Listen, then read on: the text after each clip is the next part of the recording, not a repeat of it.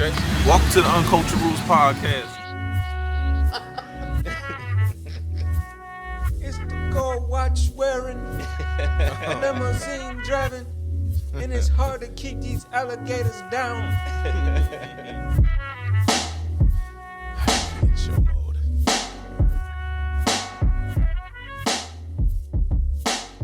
Welcome to the Uncultured Roots podcast. It's your boy 17. It's your man H.M. Hersham Bawu. What's up? What's up? And it's your boy G Fly. What up, though, my babies? We're back. Episode 61.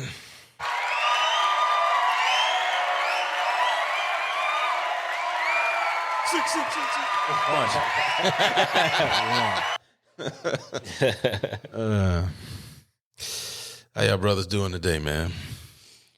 I'll be better in about a week. Mm-hmm. I'm good though. Man. I'm maintaining. I'm lifted. Took a gummy. I saw one. I ain't mad at it. Couple I ain't mad toes at here it. and there. Oh man. Yeah, we back. Make sure you like and subscribe, please. I gotta say that at the beginning and at the end of the episodes now. Chip. Like and subscribe on YouTube. Check us out on all the other podcasting platforms such as Spotify, Apple, whatever the hell it's called. Yeah. Apple Podcasts. Yeah, I guess. Google Podcasts. And if you type that don't like YouTube and you like audio, we got that for you. You got audio. We got what You you know what I'm need, saying? B. In any form. Yeah. We appreciate all the people that's watching and listening to us. Absolutely. We would really appreciate it more if you subscribed, but we obviously can't force your hand, but we would appreciate it. If I could, I would. No, that helps us go a long way with helping the show grow, with helping us being seen by others to, give us a boost. I think y'all hit the subscribe button if I jumped out the screen at your ass and said subscribe. Not only would you be scared, you'd be fascinated. How did this nigga come out the screen like this? This is some new technology. I like this. I'm gonna turn the notifications on too. Oh, boy. And you should do that. Definitely. All this dope shit. So we got a good show for y'all today. Obviously, Mr. Title Man over here is going to come up with the title of the show. From, our code word is Title Man. FWP. Title of this episode is FWP. We never tell y'all. It's always the number. Yeah. And y'all, listen, when y'all found out what the title is, That's when we found out. First, don't send a text. He don't text us and tell us shit. This is what I'm gonna say. This is what I'm gonna call it. I'm used to it. I'm looking forward to it because I want to see the creativeness. Just be surprised. Yeah, I'm looking for the creativeness. Title Man. That's his name. Title Man. Yeah. And he ain't missing. So No, he been doing pretty good, man. Appreciate it. So, all right, we're gonna. I want to start today because it was a story that's happening here in Michigan. It happened back in August, but charges and stuff are being filed now. To a woman named Tracy Douglas here in Michigan. We got a couple clips. We got some clips for it. So we're gonna let the clip tell a story. The clip is a little long, not that long, but the reason it's chopped that way is because we want the audience to get a full, to get a good perspective and a good, grasp of the actual story. So we just gonna start off and play that one. Tracy Douglas. The Monroe County Sheriff's Office releasing new video tonight of what happened in that parking lot outside of a Lambertville liquor store. This happened back in August. Pamela Osborne is in the newsroom tonight. And Pamela, we just learned charges have actually been filed in this case. And I was able to get those charges confirmed within the past hour. The man that you'll see punching her in that surveillance video, he has been charged with aggravated assault. Assault and battery charges have also been filed against Douglas. And the body camera video you mentioned that you're about to see right now, the deputy, what he says there resulted in both an internal investigation and prompted a federal investigation as well. Take a look. Look what they did to my face, sir. I know. This is 59-year-old Tracy Douglas on the night of August 20th. She's talking to a Monroe County Sheriff's deputy about an encounter she had with a group of people in the parking lot outside of the liquor cabinet on Secor Road in Lambertville. Surveillance video shows the incident from a distance. Douglas was a passenger in the dark-colored sedan parked next to that white pickup truck. When she opened the door, it dinged the truck, and that's when her attorney Darnell Barton says the woman inside became enraged, demanding Douglas's insurance information while making racial slurs. A fight breaks out. The deputy who was on patrol when he noticed the commotion stopped to investigate. Take a listen. No, that's fine. I just want to know who hit her. Me. You hit her? Oh, drilled her. Okay. Drilled her like a champ, dude. Okay. He was beating up my girlfriend on the ground. Okay. We now know this man is Dennis Landis. He brags about not only hitting Douglas, but about being a trained fighter and his work with police officers. Barton says the girlfriend was the instigator. I believe that the woman who was irate enough to get out the car, start demanding insurance information, cussing and spitting and yelling racial epithets, I think she might have been the one who was out of line. But it's this exchange that furthers Barton's belief that his client was not treated fairly. Where are you from? Good. I'm here. No, where are you from? Where are you from? Temperance, Michigan. Okay, I'm from Detroit. So I'm probably more black than you. So you want to play the racial You ain't card? black than me. Yeah, I am. Where you grow up at? Temperance, Michigan. Exactly. I grew up Southwest. The deputy is white. The sheriff's office says the comments were unacceptable and not consistent with the values and vision of the office, adding the comments were made in the heat of the moment in response to Douglas, asking him if she was being treated differently because of her race. Douglas suffered a broken nose and a concussion. She was taken to the hospital where she was treated. The woman who she and her attorney allege started the incident was not charged. In fact, Douglas was charged with assaulting her. And at this point, Pamela, what happens next? Well, tomorrow they're going to be holding a rally in front of the courthouse in Monroe. They'll officially file a civil lawsuit against all of the parties involved. We know that Douglas and her legal team have already filed a civil rights complaint with the FBI, which means the investigation into the remarks the deputy made are still open, ongoing, and that wraps up when that FBI investigation wraps up. The deputy, we're told, was counseled, and additional training focusing on implicit bias and diversity will also take place in the department. So what source is this? That was it 7? Our news station here. I forgot. 7 Action. Yeah, 7 Action News. Hey, shout out to ABC 7. So there was a lot in that clip. Obviously, I watched the video, and when I watched the video, as they said, Tracy Douglas was a passenger, and she got out of the car. And it might have dinged the truck. It did. Tracy Douglas, a black woman, hopped out. And then the white woman gets out, and she gets irate. Now, from what I seen in the video, it looked like the white woman swung first. And then, obviously, Tracy begins to start beating her ass. And that's when the dude starts hitting her. Like because, you beating up my girl. Well, your girl started the shit. So that you just get the right to just go, and you bragged about it. You heard what he said. Yeah. I hit her like a champ. Yeah, hit her like a champ. And you bragging about that. Yeah. You bragging about hitting a female. Oh, I hit her like a champ. Yeah. What type of bitch ass shit is that? Man, see. You're lame, bro. Dog, yeah. when I straight up lame ass nigga. Straight up lame. Man, I don't think you got the nerve to talk about something. So where you from? No, that's the cop. That was the cop asking. The cop was like, where you from? The cop asking who? The cop was asking Douglas. Tracy Douglas, the black woman. Why is the cop sitting there asking her that shit? Like, what do that matter? Exactly. And I ain't know black was a location. I'm from Southwest. I'm more black than you. What the fuck? See, that shit right there? That nigga. It don't matter where you from. What the fuck you talking? See, people gonna get enough well, I'm from this, so you should be aware. Or it don't matter where you from, you still get your ass whooped. Exactly. Mm-hmm.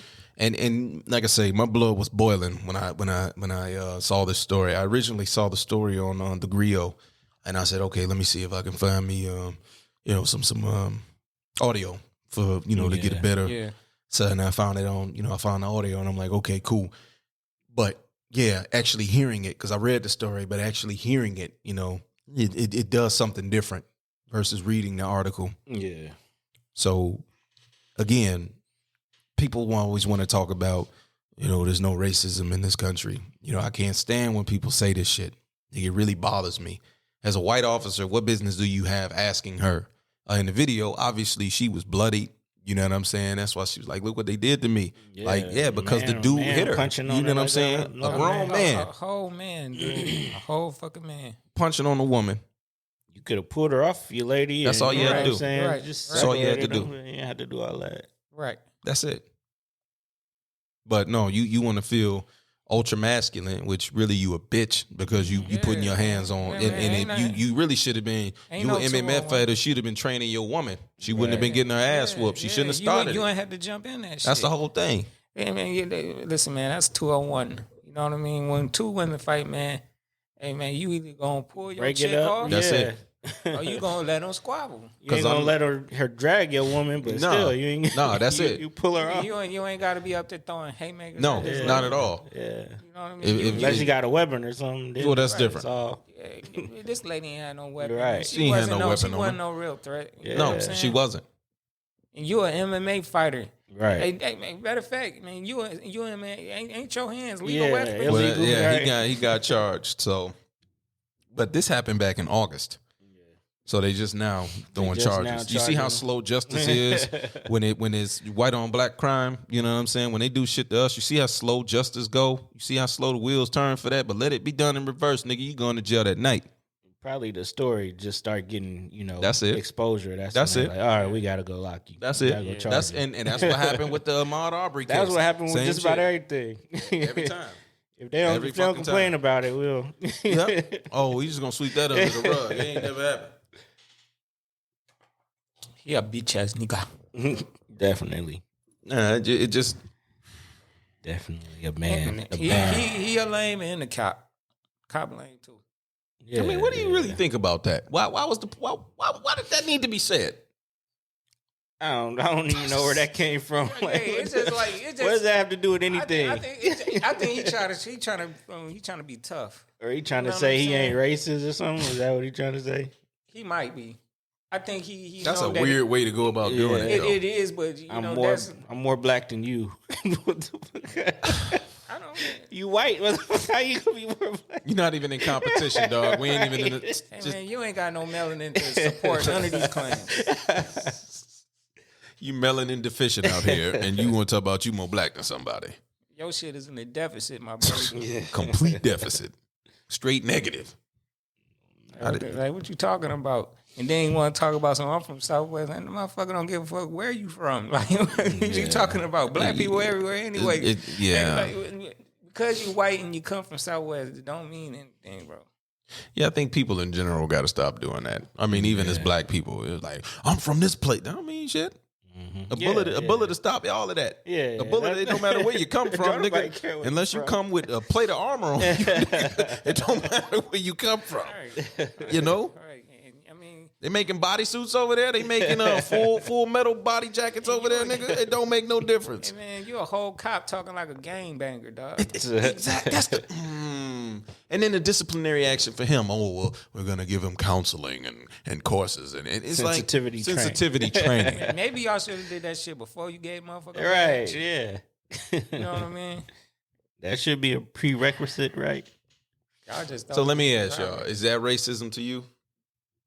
What the cop did? Is it racism what the cop did? I'm saying, do you believe his actions? And in asking that question, could that be viewed from a lens of racism? I don't know about racism, but it got something to do with it might be racially motivated to say something, but it might not be racist. Mm-hmm. But is might be motivated to say that due to the factors of race in the situation. Mm-hmm. So, what do you think about the whole situation as it started? If a black woman gets out the car, it accidentally dings the truck, and then the white woman hops out all irate. Because from what I seen on the video, it looked like she put her hands on the black woman first. If that's what happened, then you know it was a go from there. You know. Well, I mean, the black woman took it as that, like, oh, well, you didn't put your hands on me. Now it's about to happen. Green light. Yeah, green light. Yeah. I mean, somebody put their hands on you. That's a go. Yeah, that's a go. You got the right to fight back. Right. You get out. You be cordial. You know what I'm saying. We can exchange. Mm-hmm. information. If you hop out on 10, Right. I'm gonna give you 11. You're right, exactly. It's that simple. I'm gonna give you the same shit you give me back and then some. So she did the thing. She was whooping her ass, and then Mr. Big Buff Bitch come out the blue, and then BBB. Big Buff Bitch.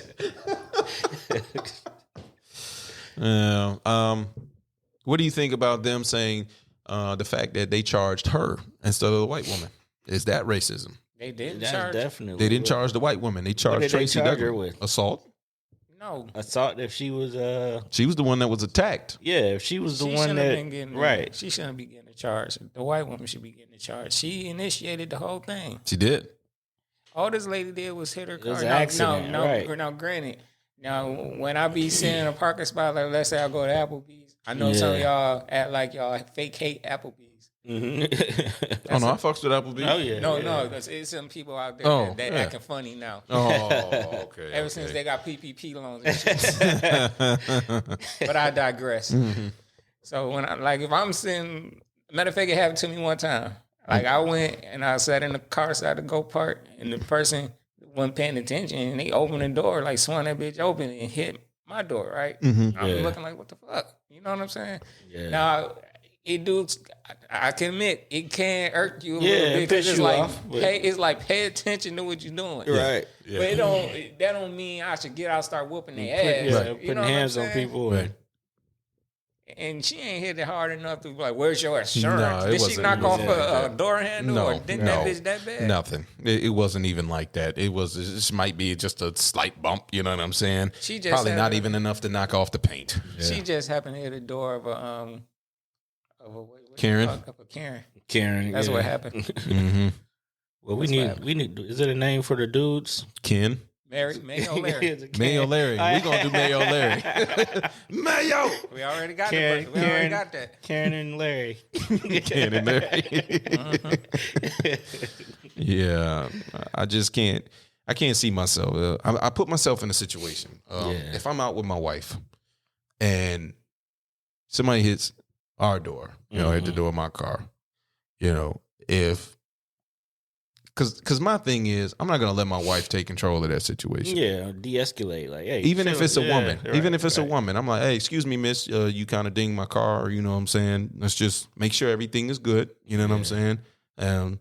If it's just a little ding, no damage, why do we need to exchange information? Yeah. You know what I'm saying? And as a man, I'm obviously going to come out and try not to intimidate the female. Yeah. Because men can be intimidating to a woman. Right. But at the same time, you feel all buff and masculine to want to put your hands on a female, but why are you letting your wife take control of that situation? You supposed to be the man. You supposed to be the protector.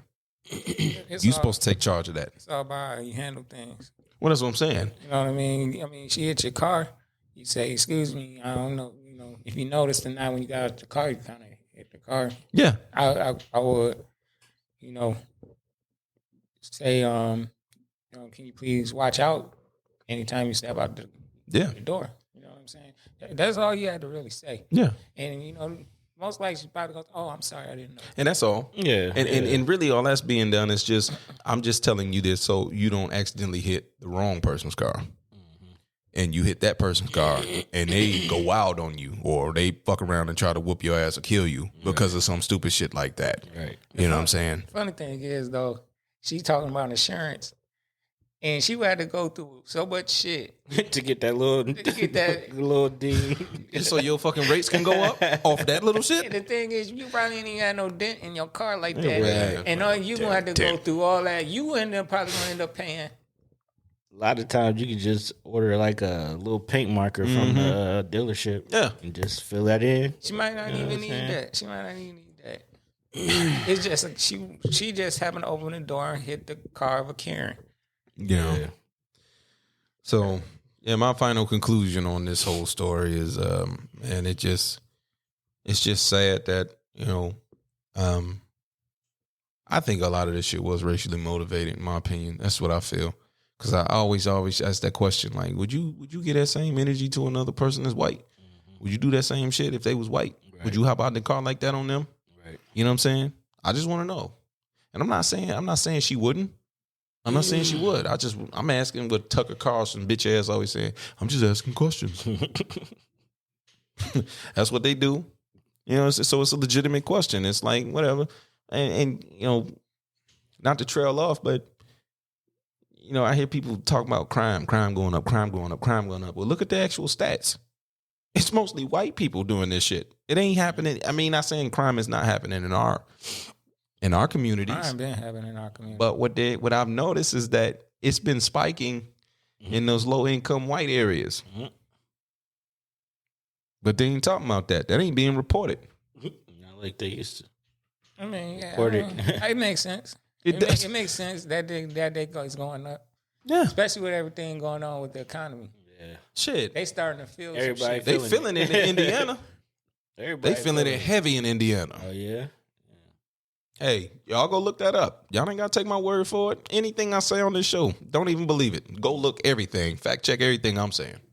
Indiana as a whole or a specific area? Or The state. The state of What's going on in Indiana like that? Oh, them motherfuckers is killing each other.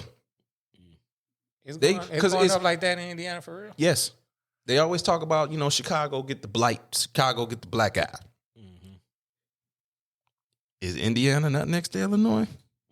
Yeah. Neighbors. Yeah. It's the same shit going on in Indiana. It's just not being reported. Mm-hmm. Y'all don't gotta believe me. Go look it up. That makes sense though, and I can see that. Yeah. Because you know, out from Chicago, they moved out of Chicago. They trying to get away from the shit and end up running into the op. But most of that's it's doing white the on same white thing. crime. Oh, Yeah, It's white on white crime. It's still. That's what I'm saying. They don't believe me. Go look it up. It's mean, white like on white crime. in the rural That's why it's not. areas That's and why it's not being reported. Oh wow! Because I used to live in Indiana for part of my life. Like I know they can get wild too in the hood. Like I know the hoods be wild. Idiot. And that's not taken away from the. I'm not saying. That's what I say. I'm not saying that it's strictly right black. No, I'm not saying. Yeah, right. Exactly. I'm not saying this shit don't happen in our community. Yeah, you saying because we know it does. It's just get overly reported. Right. No, it's and it gets underreported when it happens. Yeah, it's in the rural area, heavily documented on. Yeah. On our side, right, about how it goes. It's on every. We don't even hear the news every night. We don't even hear the term white on white crime. Right. Blackmail. It ain't no such thing. Ain't no such thing. You know they made that for us. Of course. Of course. You know it. All right. Your final verdict. Yeah, he's the guy's a bitch. There you go. You know, for beating up on a woman like that, you could have just separated them. You know what I'm saying? Try to de-escalate the situation. You have to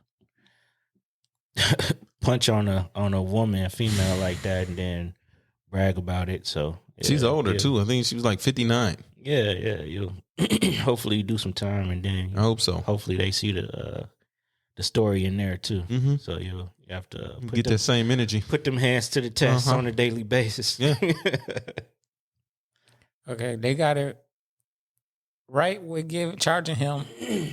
They got it wrong with charging. Yeah. The lady.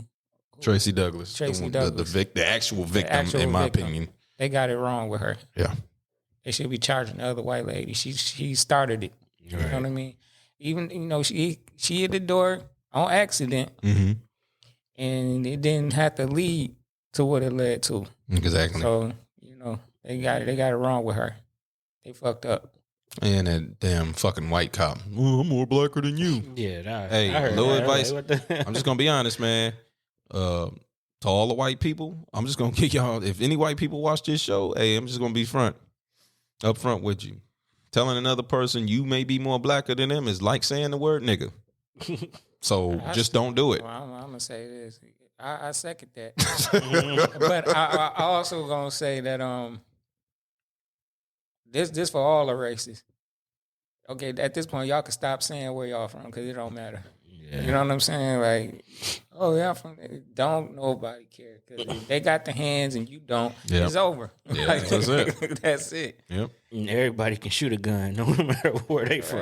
Right. And everybody in the suburbs ain't weak. Yeah, that's the whole thing. Yeah. So don't matter where you from, man. Yeah, don't.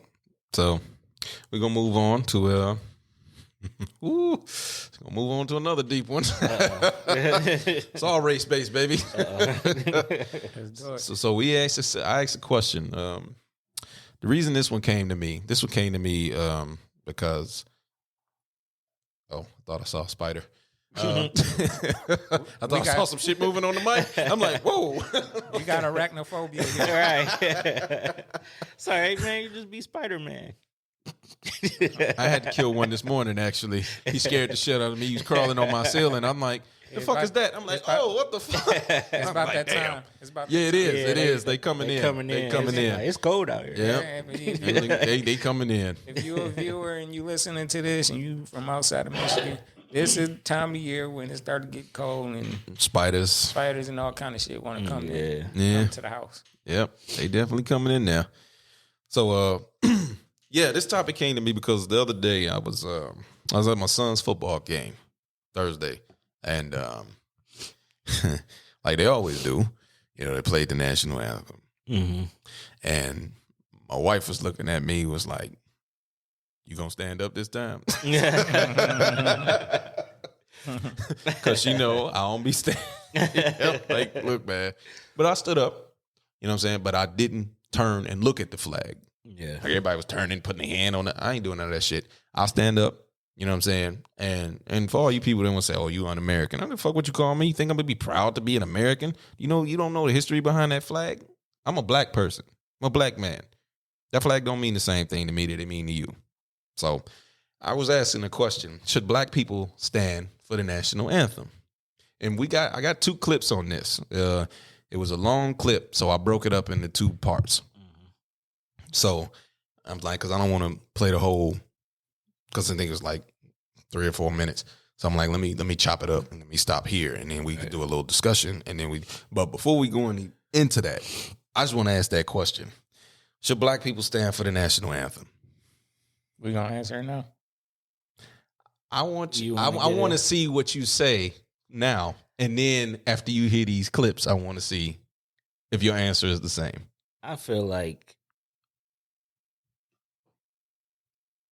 it shouldn't be, expected, black people, Native Americans. Right. They should have the option to kind of do what the fuck they want. You know what I'm saying? When it comes to that. What about the people? What about the people that say that's old shit that happened in the past? You should be proud of your country. Aren't you an American? I am an American. Mm-hmm. But I ain't proud of everything about the country. He's trying to be diplomatic. Yeah, I'm trying to, but it's hard. It's a line. That's what I wanted to ask. It's a line of tread right there. Because I do get the other side. You know what I'm saying? Yeah. People go and fight and die. Yeah. You know what I'm saying? So many black people have fought every war. That this country's had. Yeah. Black people have fought every war. Right. That this country has had. So it's like I don't want to disrespect the people who, you know what I'm saying, sacrifice so much for me to be able to, you know what I'm saying, talk shit on the podcast. Talk shit on a podcast on a Saturday night. But damn, you telling niggas when we record? It's Thursday. But I lied. Oh man. But yeah, I kind of understand both sides of the coin, you know what I'm saying? So I need you to answer the question. I did. No, you didn't. I said no. You straddled the line, nigga. I need you to answer the question. I feel like people who were wronged by the country should have the option and shouldn't be looked down upon if they feel like they don't want to stand up. I can accept that. What say you, Brother Fly? I feel this is you do got the option. Right. It's a free country, right? And seeing what our people have went through, you shouldn't feel away. You know what I mean? You should see the reason why they don't stand up. Right. Because if it was you, and that's the thing. I think the other demographic, they can't see it like that because they don't know that. White people. But look, ain't it like a contradiction? Like the flag is supposed to mean freedom of speech That's what I'm and getting. liberty. So I should have the That's freedom what to I'm I not should have stand the up. That's what I'm freedom getting at. That's what to I'm sit getting down if I want to. So if you love your country like you say you do, and you love the flag, you should love the fact that I got the option to not stand my ass up. I think people be overly. Yeah, because they'll say you're not patriotic enough. They say you're not a real American because they'll throw they throw they bullshit on you. They've been saying we ain't real Americans. So what? Okay, what? I'm just gonna feed into your narrative. This is very easy. I mean, I don't give a fuck what you say. Yeah, because I pay the fucking taxes, so I can sit down and stand up when the fuck I want to. You know what I'm saying? If that ain't an American, bitch. If that ain't American, right? I don't know what the fuck is. You know what I'm saying? I'm paying for everybody. Like, what are you talking about? And y'all be using my shit and don't be giving it back to me. So what the?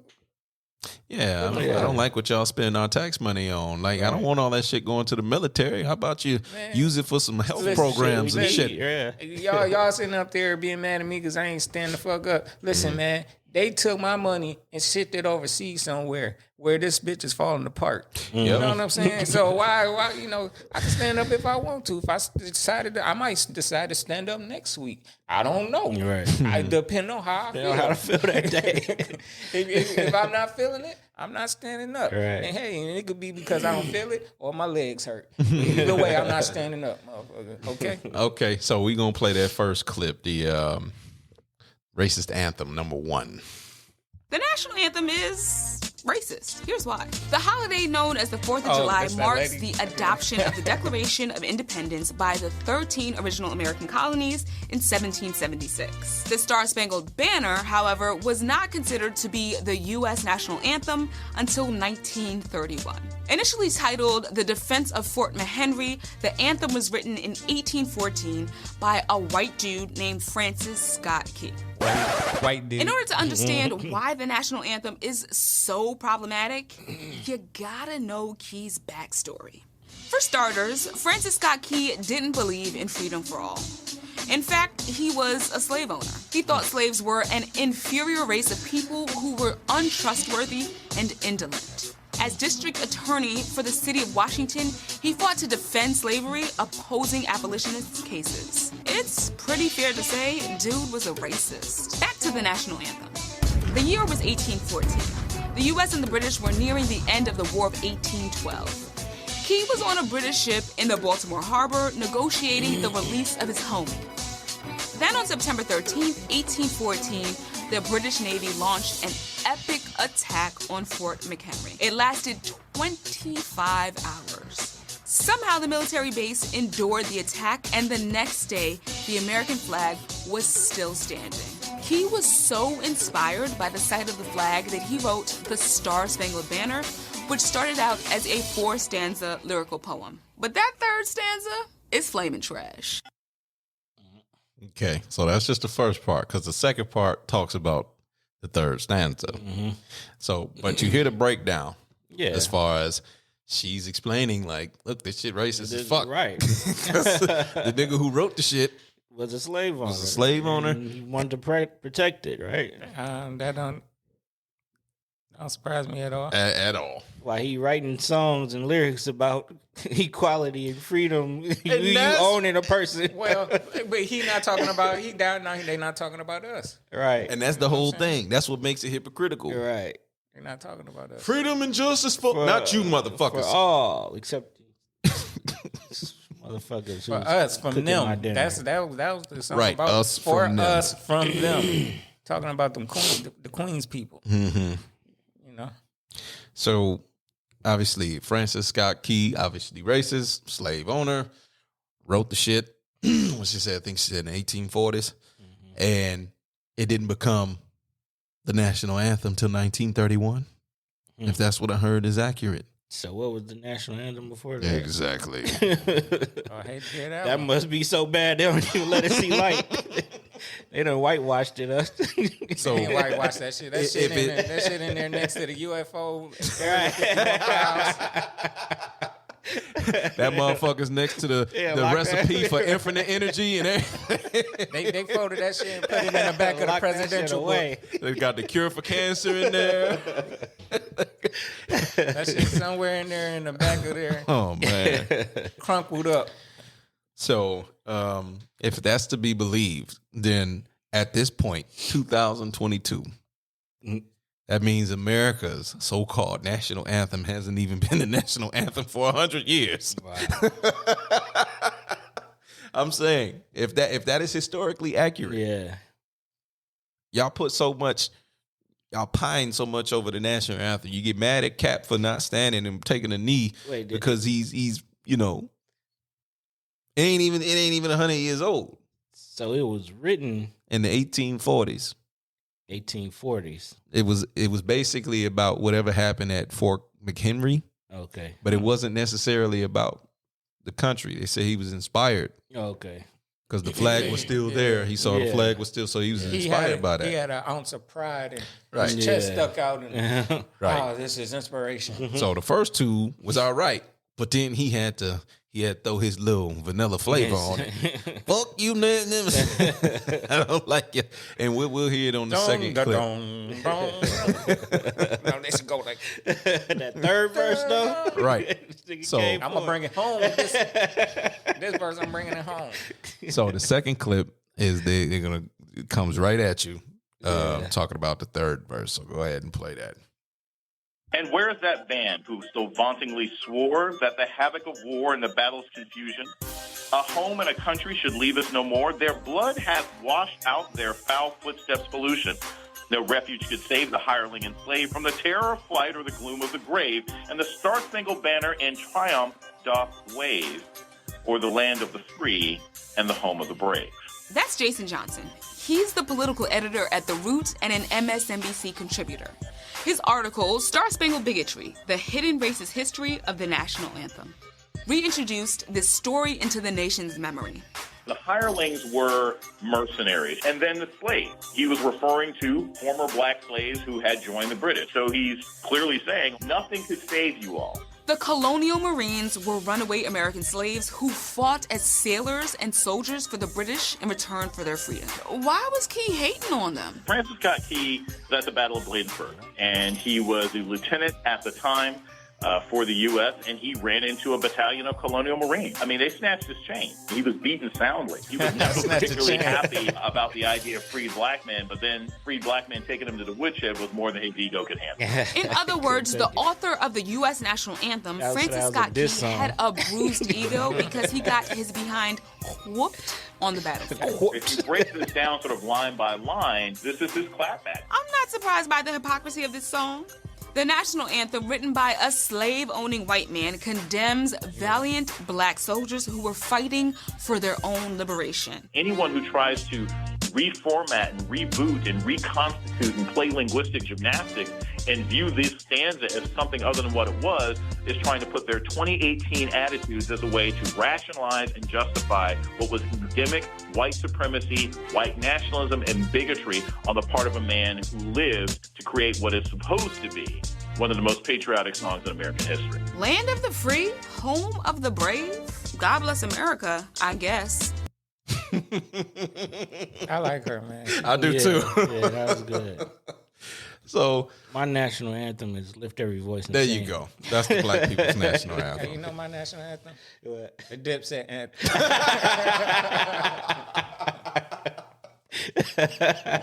Y'all silly as shit. Oh man. But that's why I like that clip. That's why I had to separate it, because I'm like, let me do this, because that breakdown at the end was like, it was so superb, it was flawless. Yeah. And I'm just like, it gives it like a really good breakdown. You know what I'm saying? He's like, he wrote that shit because he was mad. It was actually a diss track, chain. right? You know what? Diss track. You know what? Hell yeah. I mean, I'm gonna join the ops. Right, exactly. Like, Exactly. They gonna let me up free? Listen, man, y'all beat me and shit. These motherfuckers with the fly ass red coats coming over here. They got all the medals and shit. I'm on that team. They look like they winning, motherfucker. Yeah. So, I mean, yes, I can honestly say if I was alive in that time, oh, come on, fight for America. Why? Yeah. Let me weigh out my odds. Right. Oh, so if I fight with you, I'm still gonna be enslaved. But if I don't, I mean, it's only two sides. You was gonna join the British, or you was gonna. Well, no, you had to join the British. Yeah, join the British, man. And then after that, it was Civil War. The Civil War, right? And it was like you go. That's when they decided, oh yeah, you should fight with us. They probably like, we need these black people on the team. These niggas. I'm sure they told a lot of them, the people who fought for the South, that we'll free y'all. Yeah, no, the Union, the one that was the Union, the one was like, come on, y'all get free. Oh no, they did. Yeah, I'm sure the South said the same thing. They tried, but niggas kind of already knew. Like, come on, this ain't really adding up. I think like y'all fighting to keep this, but y'all gonna let me free. Nah. Yeah, and that's why motherfuckers went to the Union. Right. Well, that's why the North won, and I know this episode ain't gonna play well in the South. But, I don't know, it might, man. To the black people. Well, black people, of course, yeah. But no, that breakdown was just it was so critical, and it's very educational. And she did it very well. She really did. Her and him, they kind of gave it that back and forth that flavor, They kind of put it in a way that a regular person from around the way could grasp it. Yeah. Joe Madison, who I listen to every morning, his grandfather used to always say, he uses it on his show every day, and he's like, because his team, they get his stories and everything together for him, and sometimes they be getting a little too complexed. And he be like, nah. Y'all got to put it where the goats can get it. Yeah, you gonna lose people. That's it. Yeah. And that's what he say. That's what his grandfather used to say. Put it where the goats can get it. Like, the goats eat from the root. You have to, it's like, we ain't saying you got to dumb it down, but you got to say it in a way where it's not so complex to where the average person can understand what you're saying. Right. Because language can get very complex. You know, because I think people could have understood that. Snatch the chain. Yeah, like, that make perfect. A white person couldn't have did that way. You know what I'm saying? I'm just being honest. Like, they couldn't have. This is his clapback era. We all understand. We get that. Right. Like, you know what I'm saying? Snatch this chain. Oh shit! But see, that's some history they don't teach in school. Exactly. Man. They don't teach that part. Exactly. And that's funny. You know what I mean? Because I didn't know that part. Yeah.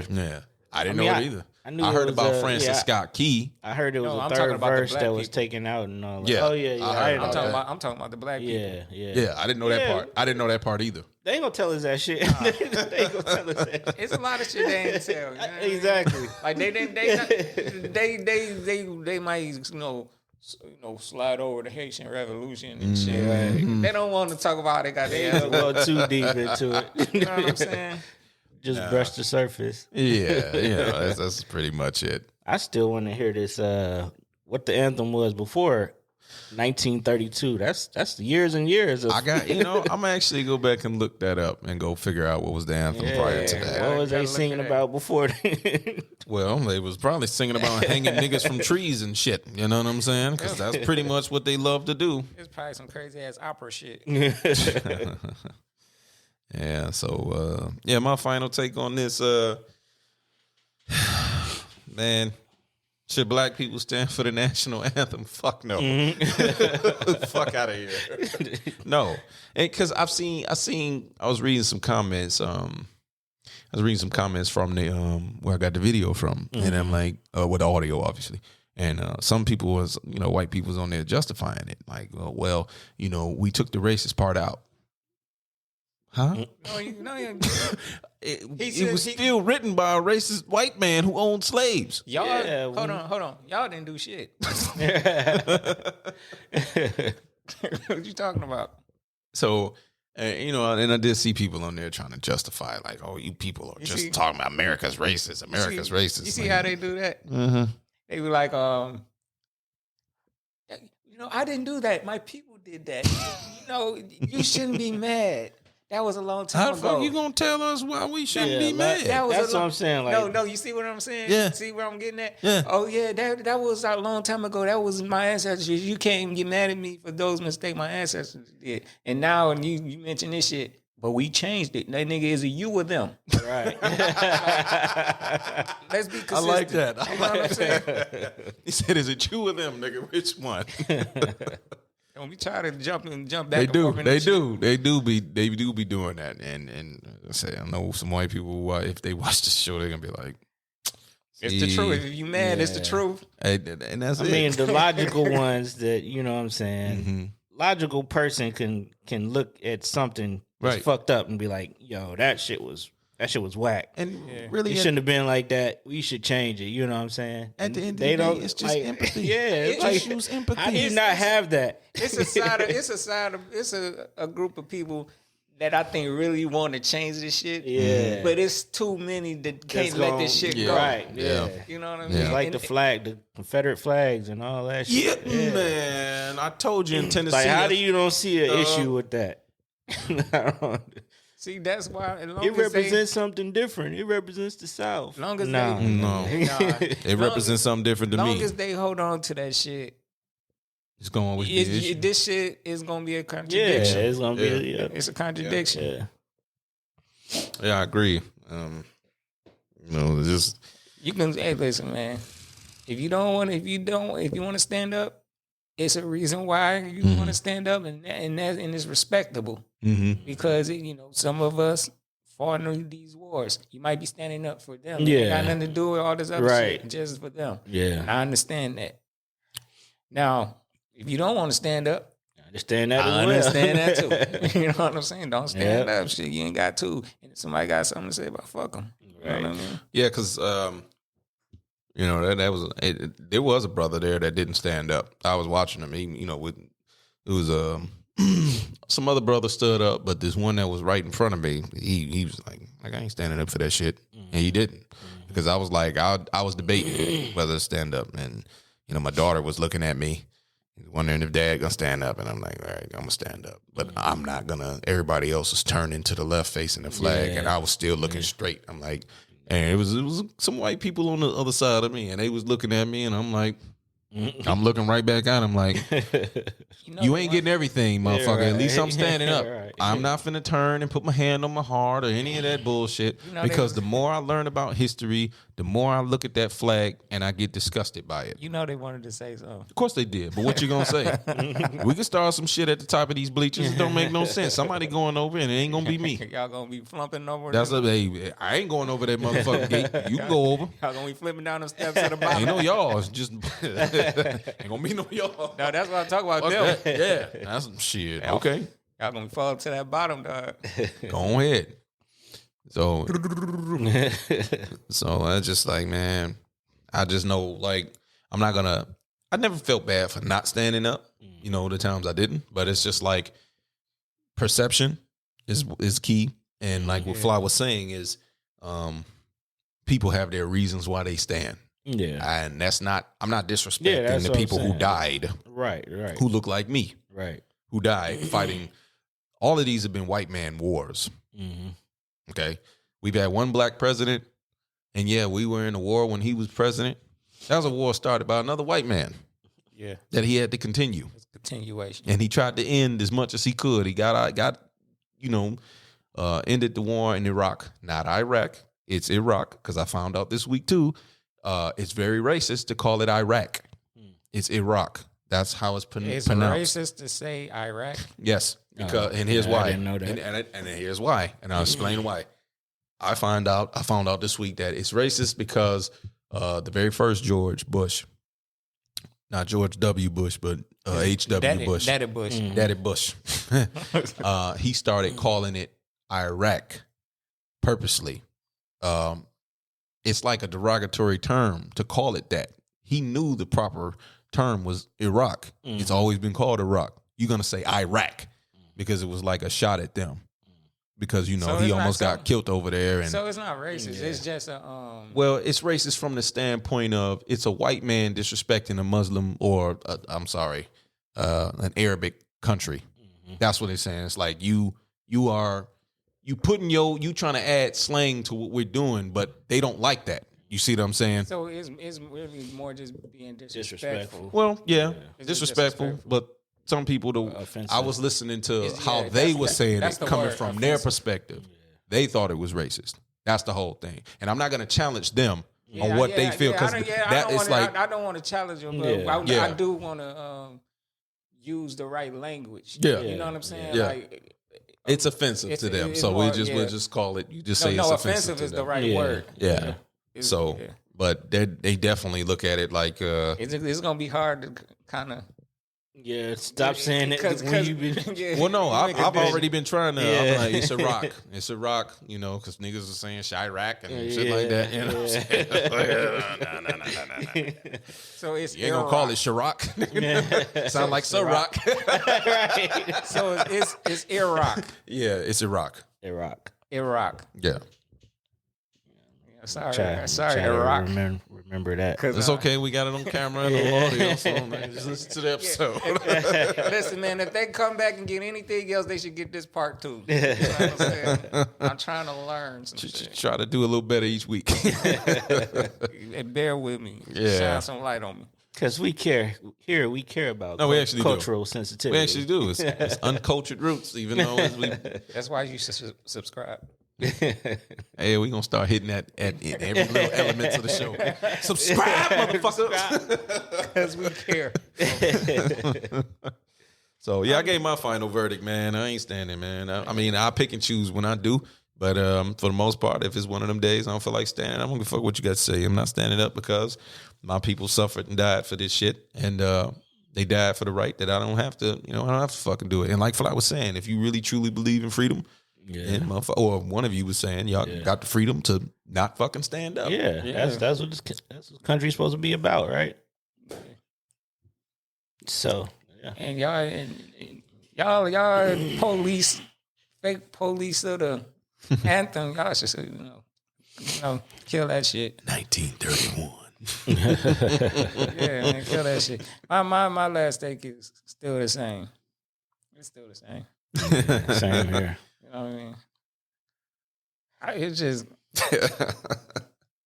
if I feel like I'm gonna do it, if I not, I'm not. Yeah. And there's good reasons for both. So yeah. All right. Well, if everybody's spoken their piece, we gonna move on and we gonna keep the racist train going. Shit. And another one. Racist train.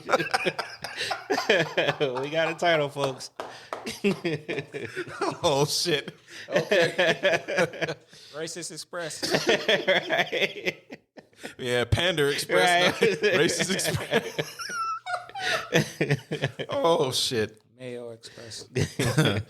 All right, man. We just we gonna you just I don't wanna you looking at what I called it, but I'm not gonna say that. So we just gonna talk about this old Kanye shit because I know everybody be talking about it. You see what I labeled it, but I ain't gonna say it. I ain't gonna say it. That's just for us.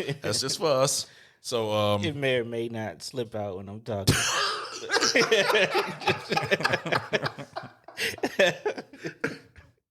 I hope it don't, okay? Because I just kind of self-incriminated myself. But anyway, we're going to talk about this stupid, bogus Kanye, this White Lives Matter bullshit. And we're going to play that first clip and just let the story go. Yeah. Kanye West called Black Lives Matter a scam, following backlash over the Donda rapper wearing a White Lives Matter shirt to his Paris Fashion Week show.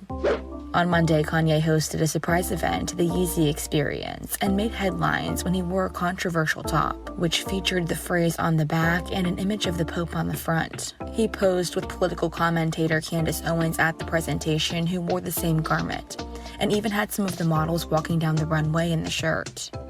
Everyone knows that Black Lives Matter was a scam. Now it's over. You're welcome. Ye wrote on Instagram as people started to react online. Jaden Smith seemed to respond to Kanye's show on social media, reportedly leaving it early after seeing the message and tweeting, "I don't care who it is. If I don't feel the message, I'm out," followed by Black Lives Matter. And rapper Boozy Badass tweeted, "At Kanye West, after all we've been through as a race, you put this disrespectful on. You gives no about how blacks have died and suffered to the hands of the white man. Jason Lee, who served as the head of media and partnerships for Yeezy, announced he will be cutting professional ties with the gold digger rapper after the show, and said he does not support Kanye's comment, writing, "Very humble and thankful to Ye for the opportunity to work with him, but that part of our relationship has come to an end." Russell Simmons shared a message on his Instagram directed at Kanye too. I'm a little disturbed at my brother who I love, and I hope that we see him, we can say in a nice way, in a way that he can digest that Black Lives Matter. Emmanuel Acho also weighed in. Kanye West, Candace Owens wearing White Lives Matter sweatshirts. At best, it's performative, and at worst, it's offensive. Incredibly frustrating. What is your intention in your action? See, is your intention to undermine the legitimacy of a movement created upon black and brown people being killed without justice?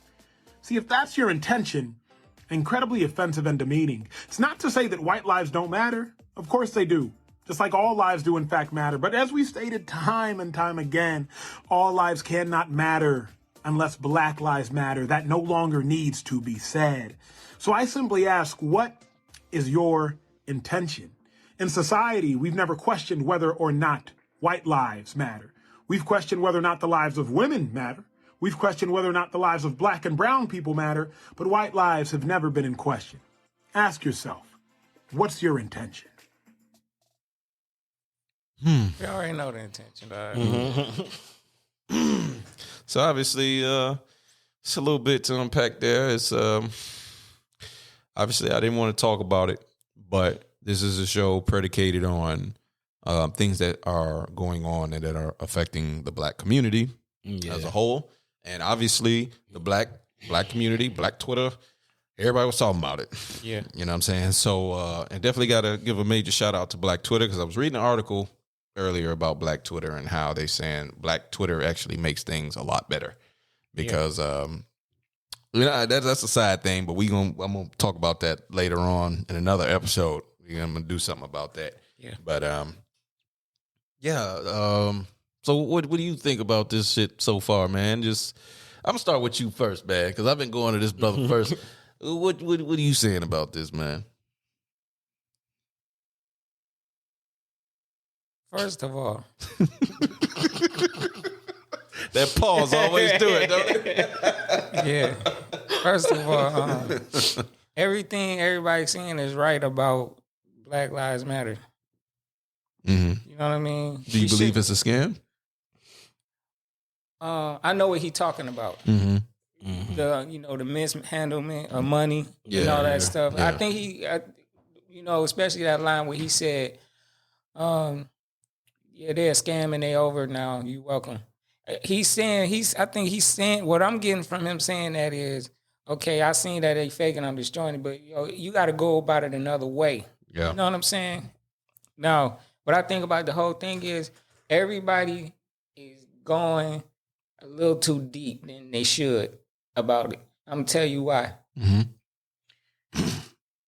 Because, one, Kanye did this when he's having this something for Yeezy. Mm-hmm. Let's connect the dots here. Yeah. Every time. He done got y'all riled up because he done wore this shirt and had these models wearing this shirt at the event that he's trying to get all eyes and energy towards. And he succeeded. And he succeeded because he got all of y'all talking about it and in y'all feelings. The first thing I did when I seen this shit, matter of fact, I seen it and then he sent it. He sent it in our group text. Yeah. And he was pissed off about it. First thing I said in my mind was, don't even get caught up in this shit. Yeah. Do not get caught up in this shit. Because we already know what this is. Yeah. This is publicity shit. Yeah. Did the same thing with the MAGA hats, and you know what I'm saying? It's just And y'all gravitate and y'all catch and y'all get caught up in that shit. Get emotional. Every time. Every time. Line, sing out. And I know part of the reason why. And it's because y'all love this nigga so much, but y'all love this nigga too much. Yeah. You know what I mean? We putting too many people on pedestals, dude. Like y'all putting them too high on the pedestal. Like yo, this dude a human being, he gonna do shit and he gonna fuck up. And not only he doing it, he gonna use some of this shit in marketing because he know what to do to get you talking. Right. We talking about this shit right now. I'm with you. I didn't want to talk about this shit. I didn't want to talk about it. Because I felt like we be part of the problem. Right. With how he be doing this shit, getting people to talk about it so people pay attention to this Yeezy shit. Stop putting these people on pedestals, man. Y'all won't be so, disappointed. Have your panties in a bunch and shit over things that they do. Yeah, I like that take, brother. What's to you, man? Yeah, he said it so eloquently. I think he covered a lot of what I was gonna say. See, the reason I do this shit because you motherfuckers are like on the same right, wavelength. We on the same wavelength. So y'all be taking each other, y'all be picking each other. I'm gonna take this first. Damn. It be times where you say shit, he like, this nigga that said everything. That's why I'm like, let me go to him first this time. And the same shit. Like, Okay. So I had a mouthful to say about that. Oh, yeah. Because I just feel like what pissed me off is not what he did. It's like y'all can't see what's going on. Like y'all can't see what he's doing. Do it every time. You know what I'm saying? Mine's is slightly different. I am pissed off about his actions, but only from the standpoint of, like you say, we know what he's doing. We know the game. It's no different from when rappers used to start little rap beef so they could sell their albums. Yeah. It's no different. It's just different, just different ball game. Same playbook, different game. Yeah. Whatever. So obviously the big issue I'm having is because you're taking black people's pain and using it for your you're taking black people's pain and using it for your gain. Right. And what I'm saying is you are using things that you know are near and dear to us. You calling Black Lives Matter a scam. Okay, the lady got busted for doing what she did, but that doesn't make the entire movement a scam. Right.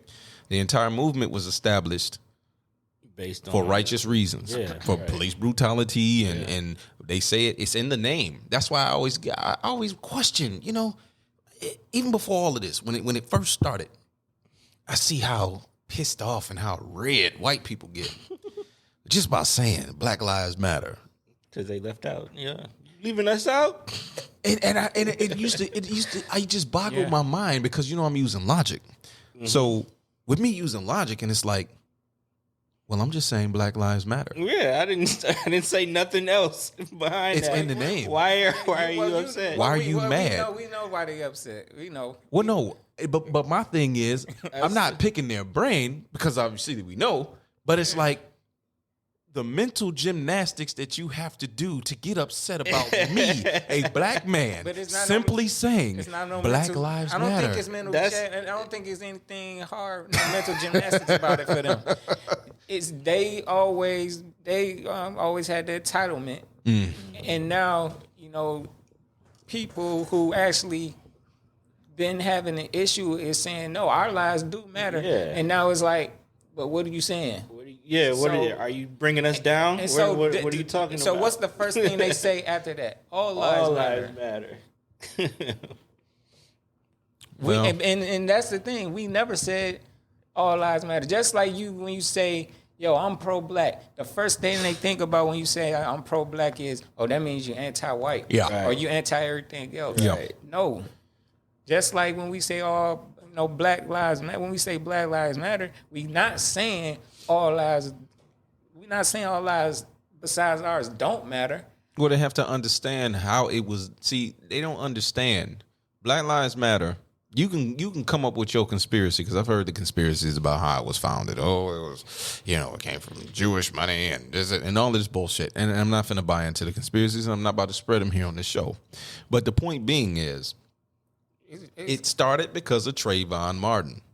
When George Zimmerman got the fuck off, clearly killed this boy. Operator, 911 operator. Do not chase him. Do not follow this. Do not follow him. Don't chase him. You still do it anyway, and you still kill him with a gun. This was clearly premeditated murder. Yeah. This was clearly premeditated, and the fact that he got off of premeditated murder, you got off Of course, black people are gonna get mad. And what does that case show you? What does that case tell you as a black person? I know what it told me. Black lives don't matter. Apparently, the life of a at the time he was what 16, 17 years old, 17-year-old kid. Apparently, his life don't matter because we can't even get justice for the shit. And then I ain't even gonna have the off-mic conversation about the so-called all you street niggas that still letting Zimmerman walk, but y'all want to kill people who look like you. That's another conversation for another day. We ain't finna even do it. Listen, you know what I'm saying? Oh, now we going there. Not this episode. I got time today. We ain't gotta do that. We ain't gotta do it this episode. We ain't gotta do it this episode because I definitely was gonna go in on that. Yeah. But I'm gonna tell you what I'm afraid. No. I want you to finish that. But go ahead. No, the last thing I'm gonna say is simply is when we see stuff like that, when we clearly can't even get justice for the killing of a child because he was a child legally. Right. You're telling us that Black Lives Matter. That's what you're showing us. So of course, a natural response would be Black Lives Matter. And so you can try to twist it, manipulate it, and transform it into whatever cockamamie bullshit you can conjure up in your minds. Mm-hmm. But the fact is, to us, it's a simple phrase and a simple slogan. And it's very simple for the average, even dumb motherfucker to understand. Yeah. Black Lives Matter. It is not a complicated slogan. And by simply saying those three words, just those three words in conjunction, you get upset. You get pissed. That makes you feel some kind of way. I'm so tired of even having that conversation. Yeah, I am too. No, I'm just saying. That's what I'm like. Because we shouldn't be having to say this shit. You know what I'm saying? Like, we already know why you saying it because you entitled. And when had your life ever not mattered? So we already know why we saying it. So stop. Stop with the bullshit. Yeah, and they talk like. You know what I'm saying? They shocked, like, oh, like, what's going on? Like, what, but why do you have to, you know what I'm saying? I don't expect a non-melanated person to understand. That's what I'm about to say. I'm like, well, yeah, they gonna act like that. They super entitled. Mm-hmm. Duper entitled. They should understand perfectly because they the ones that but they don't though. Drag a 13, 14-year-old boy, Emmett Till, and beat him to death. And then walk, you know what I'm saying, don't even get charged for it. So, like, where's all the fucking shock and awe? But guess what? That's a good point, brother. But look, even though that happened a long time ago, they still saying what they saying. Yeah. Mm-hmm. How is that? And you couldn't even get justice for that old bitch that's still alive. You know why? Because it ain't happening to them. Exactly. It ain't happening no to empathy. them. That's what I said earlier. They just don't have empathy. When it's not happening to you at all, and you've been getting all the entitlement, you not gonna feel any way about this shit. Yeah. But when somebody do bring it up, and it's like, yo, our lives matter. Now that's when entitlement kick in. Oh, hold on, wait a minute. What are you trying to say? Our lives don't matter. Shut the fuck up. That's the part I don't understand though, because even if something's not happening to me and I see it happening to somebody else, like I can't, you know what I'm saying? My brother. I can't not like they not wired that way. Like, what's the problem? They not wired that way. You are black because that's how I am too. But it's just like, and I'm telling, not all of them like that. Yeah, it's some people who think just like you. I don't even want to say that on this show because my whole thing is you should already know that we know that. But I know. I understand. To make clarity in the conversation, I got to say that because I'm sure it's people like who look at it like you and like, damn, I already got that. Yeah. But it's a lot of them that do not get it. They don't get it. But I'm gonna tell you what I'm afraid of, though. Mm. I'm afraid that this is why I'm like, man, y'all gotta stop getting in your feelings when people saying this shit or doing that shit. Yeah. Because I'm afraid that this is something they keep using to rile us up and stay unfocused. Race war. You know what I mean? Not even just for race war. Stay unfocused. Yeah. Every time, like, man, if we gonna X this, push this nigga out there, like, cancel this nigga, you need to cancel him. Right. I've been canceled. Yeah. And I'm not, you ain't got to, like, man, y'all saying this shit. Y'all been saying this shit to this nigga for so long. And y'all still keep buying this nigga Copping shit. You get them Yeezys. Like, listen, man. I like Kanye, man. Is he a genius in some aspects? Yeah, because I know he think very further than a lot of people do. I give him that. You know what I'm saying? But when he do shit that I don't agree with, I don't agree with it, and I don't fuck with it. You know what I'm saying? And I'm not gonna let that shit take me off of my pivot. I'm not gonna let this nigga make me angry.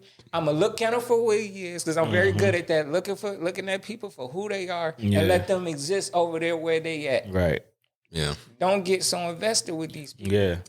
Well, that's like the off mic conversation we had when I was telling you the verse for our intro for the Children of the Sun album that's coming out, and I was talking about the old shit he did. Like, I fell out of him. I stopped fucking with him, and when he said slavery was a choice, I stopped fucking with him then. So everything after that, you know, like we talked about off mic, like when he started red capping and started doing all that other shit, I was like, I already wasn't fucking with you. And it's like, it was funny when him and Drake was going at it. You know what I'm saying? When the battle into the albums and whatever, it's like, I'm not picking neither one of you motherfuckers. Like, Drake is cool, but I'm not a Drake fan. You know what I'm saying? I'm like, he make good music. Can't take that from him. Brother's definitely going down as a legend. Can't take that from that brother. But he you know what I'm saying? He ain't on my list. You know what I'm saying? And again, that's not taking them from him. I'm just saying he's going down as a legend. But can't rock with Kanye either, nigga, because it's like, and I'm one of those people that can separate the artistry from the person. You know, separate the music from the person, but not in this case. Because what you did to me, what I felt, is the audacity for you to continue and act like everything's normal when you say to me, slavery was a choice. Now, just for full disclosure, Cuzzo, we had a conversation about this. It's not our first time having it, but we talked about it the other day. And, you know, the way I look at it, when they say slavery was a choice, you know, he said, yeah, it was. And I disagreed with him. I said, no, it's more of an ultimatum. It's not really a choice. And you know what I mean? Him was going back and forth. Yeah, it was kind of like this or death. Yeah, because for me, it's not really a choice if the other choice is dying. Death, yeah. It's not really a choice. That's just my opinion. I don't see where it was. How was it a choice? I don't get it. Well, see, listen. The next time he comes back on the show, I will make sure to bring that back up so he can give his perspective. Because I'm not going to shit on him because he had his. My question is not just towards his opinion. I'm just trying to get understanding. I can't wait till he comes back. Yeah, that's what I said. I got to figure out. I'm not gonna. That's what I said. Why is it? Why is it a choice? And I know you probably watch it, Cuzzo. I'm not gonna shit on his perspective because he felt what he felt. You know, he had to say, and that's the thing with me. Because like we family. Yeah. So even though this is a very serious, sensitive topic, it's like it's not one of them things we gonna fall out over. You know what I'm saying? I'm not gonna fall out with you just because you have a different opinion from something. Even though it's serious to me, I'm not gonna fall out with you over it. No, that's how it should be. No, just when he get here. No, I can't wait till he get here. He's like, I gotta get this out now. I'm sorry. Hey, it's just motherfuckers. People was bought here, tricked, or made to get on boats. Mm-hmm. You already know how I feel. Some of us already here. Yeah. They didn't tell us where we was going. Well, see, look. They didn't say, listen, when you about to go, I got a farm over here, and I want you to come over here and pick for free. You're right. And if you don't, I'm gonna kill you. Listen, so it ain't no choice. I'm gonna put a reminder in my book. I'm gonna like y'all listen to episode 61.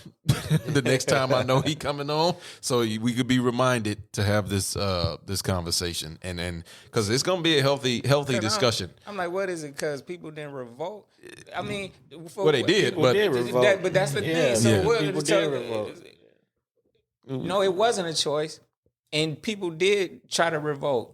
Yeah, you know what I'm saying. So I just want to save it. It ain't no choice. It ain't no choice. Like, I gotta say this shit now. Yeah, But see, I felt the same way he was saying, because like I say, when we was having our discussion on the phone, the difference between, you know, me, him, and it's not like this for everybody. That's why I can't have this conversation. Shout out to Van Lathan. I matter of fact, it's funny because I saw that today. Mm-hmm. And I listened back at what Van Lathan was telling Kanye. Yeah. And I was like, yeah, you said it. And he put his job on the line and lost his job over that shit. Yeah. You know what I mean? Listen, I just had to ask that question. Yeah. But I'm not about to feed my energy into No. this shit. That's what I say. I'm telling you, our people in this country been through a lot of shit. Yeah. We know that. It ain't no getting around that. Mm-hmm. And ain't no hiding that shit. You can't throw it under the rug and none of that. Yeah. But we can't keep holding on to that shit. Right. Because I'm telling you, they are using that shit against you, knowing that if I do this riles them up. Yep. Stops our progress. So, and speaking into that, just play the second Kanye clip I put down. He did an interview with Tucker Carlson the other day, and I just I think I saw took a little bit of that out, and it's not much. Person that has really built something from nothing, when I sit across the table from a Josh Kushner and he just feels so entitled to that idea, and this person has never brought anything of value other than so-called being a good venture capitalist, I have a major issue with that. And it makes me feel like they weren't serving my boy, Trump, the way we could have, because, you know, Trump wanted nothing but the best for this country. And it doesn't, like, Moses stuttered. I'm saying God is not always going to bring the most perfect personality. A lot of times, the most fake people, their job is talking and making people feel comfortable. Yeah. You know, and the realest people are going to make you feel uncomfortable at first. So he was saying, in his mind, the realest people make you feel uncomfortable, but the fake people make you feel comfortable. So, and he's trying to defend himself in that regard, because he said Trump was his boy, and then he said Trump wanted nothing but the best for this country. Now, I know he's just his version of the best. Exactly. I know he was talking about playing in a role of division, and they use this shit to get under people's skin and divide us and all of this shit. But when I saw that, I was just like, are you fucking serious with me, dude? Really, Kanye? Is the money worth it, bro?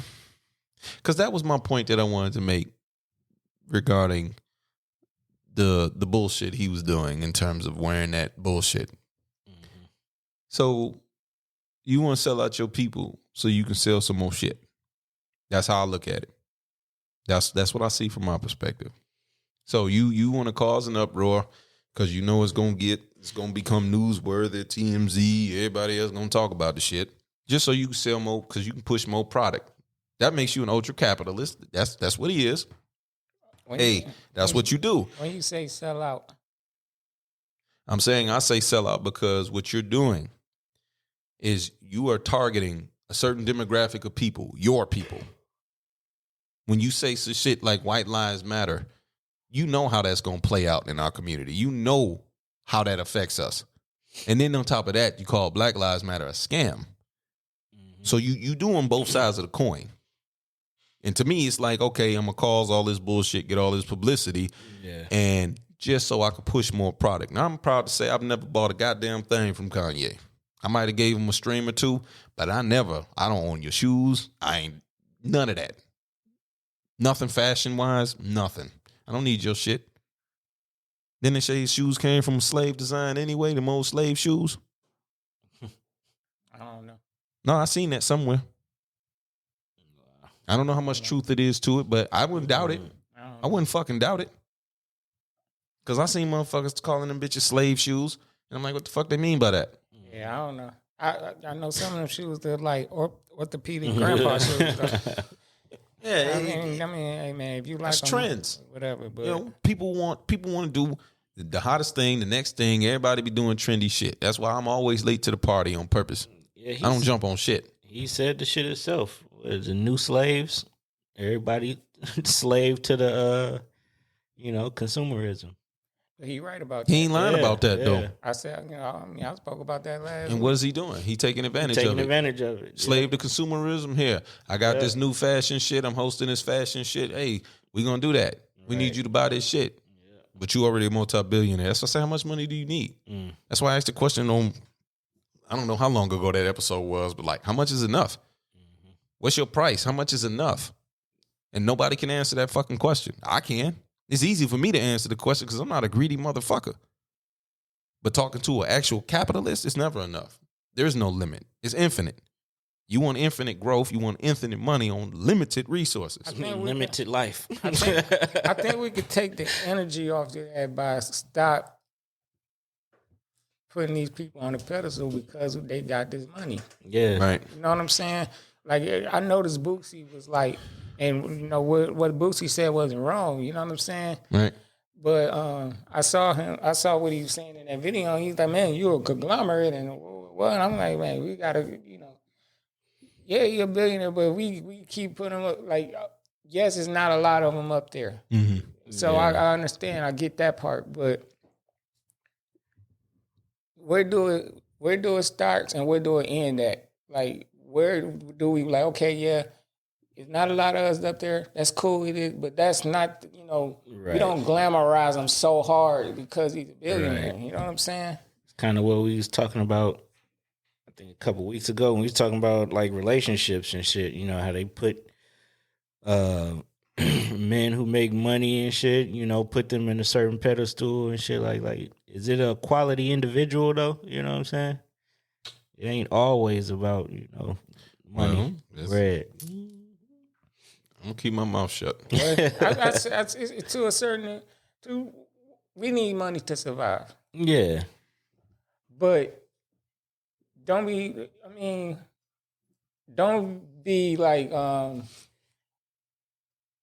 don't be mad that you choose somebody over money and they treat you like shit. Yeah, because you focus so hard on the money part. Right. Yeah, you made your choice.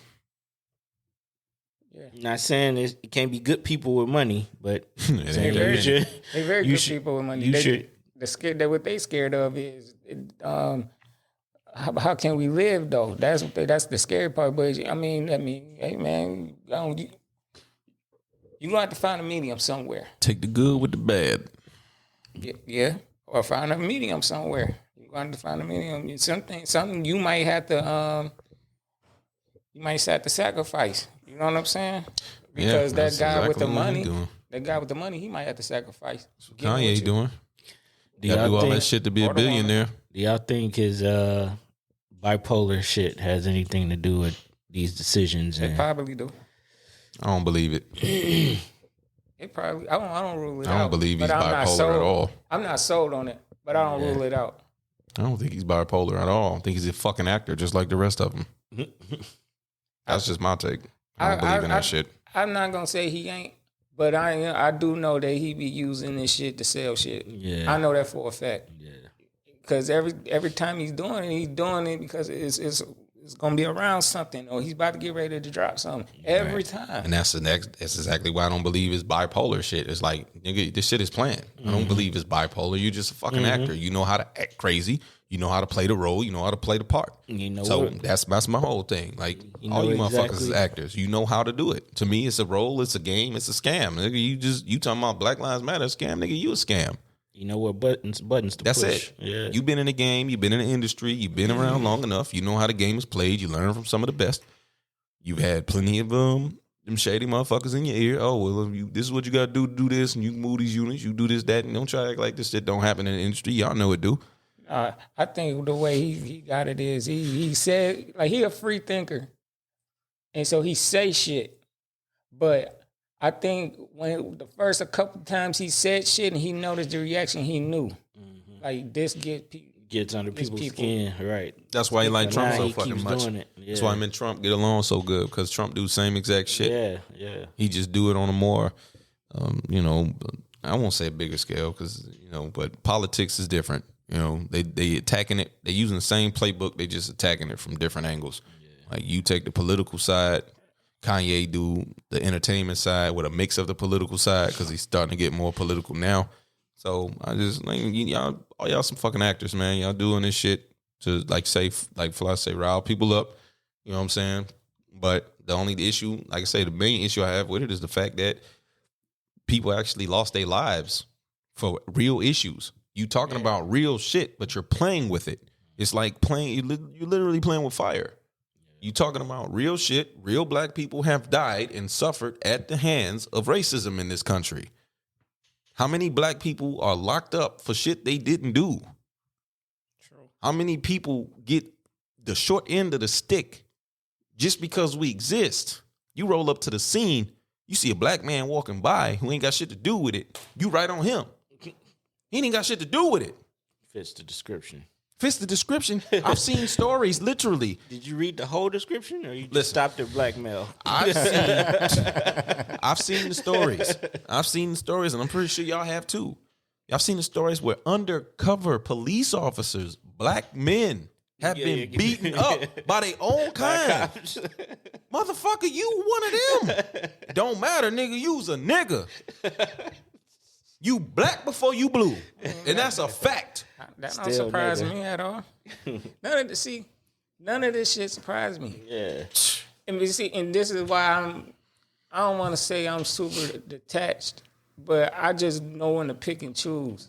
That's what I do. What to involve my energy in. That's what I do. I can't, I know about the history and the shit we went through, but I'm not going to hold on to the trauma because I'm going to remember. Yeah. I'm not going to forget. Yeah. But I'm not going to hold on to it. Right. And I'm not going to let them use it to knock me off my square. Right.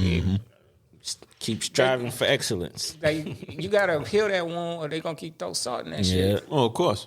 So as long as they know that and they know what buttons to push, they going to have us sitting in there stopping what the fuck we trying to do. We supposed to be trying to figure out how to find a way to progress. But we arguing about these motherfuckers. Yeah. I was gonna say some shit, but I can't control you. I can't say it on mic. I'm gonna say it off mic. And then you're gonna be like, oh yeah, nigga, you can say that on mic. So I'm gonna let it go. I gave my final take. I ain't got nothing else to say on that shit, man. Yeah, fuck I ain't that got motherfucker. No, I said it too, about man.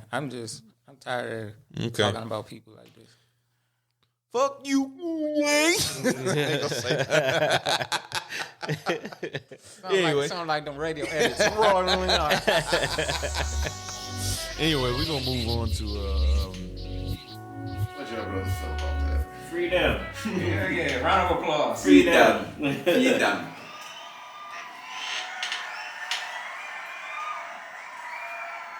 Freedom. You know, Biden's credit report cards, you might see some improvement. Yeah, he's already seen some improvement. Yeah, eyes for improvement. Yeah. Yeah.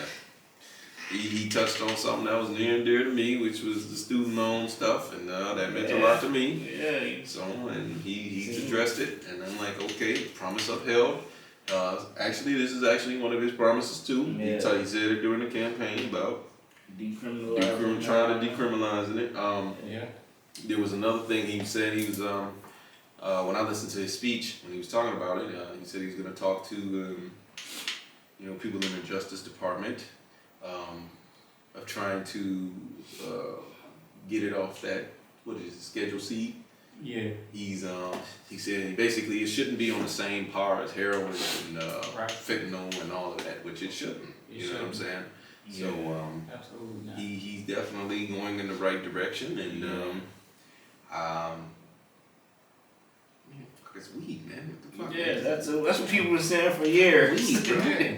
People been having this argument for years. Like it comes from the earth. Weed. It's fucking weed, man. It's weed. It's just weed. Okay, it's tobacco just does worse. I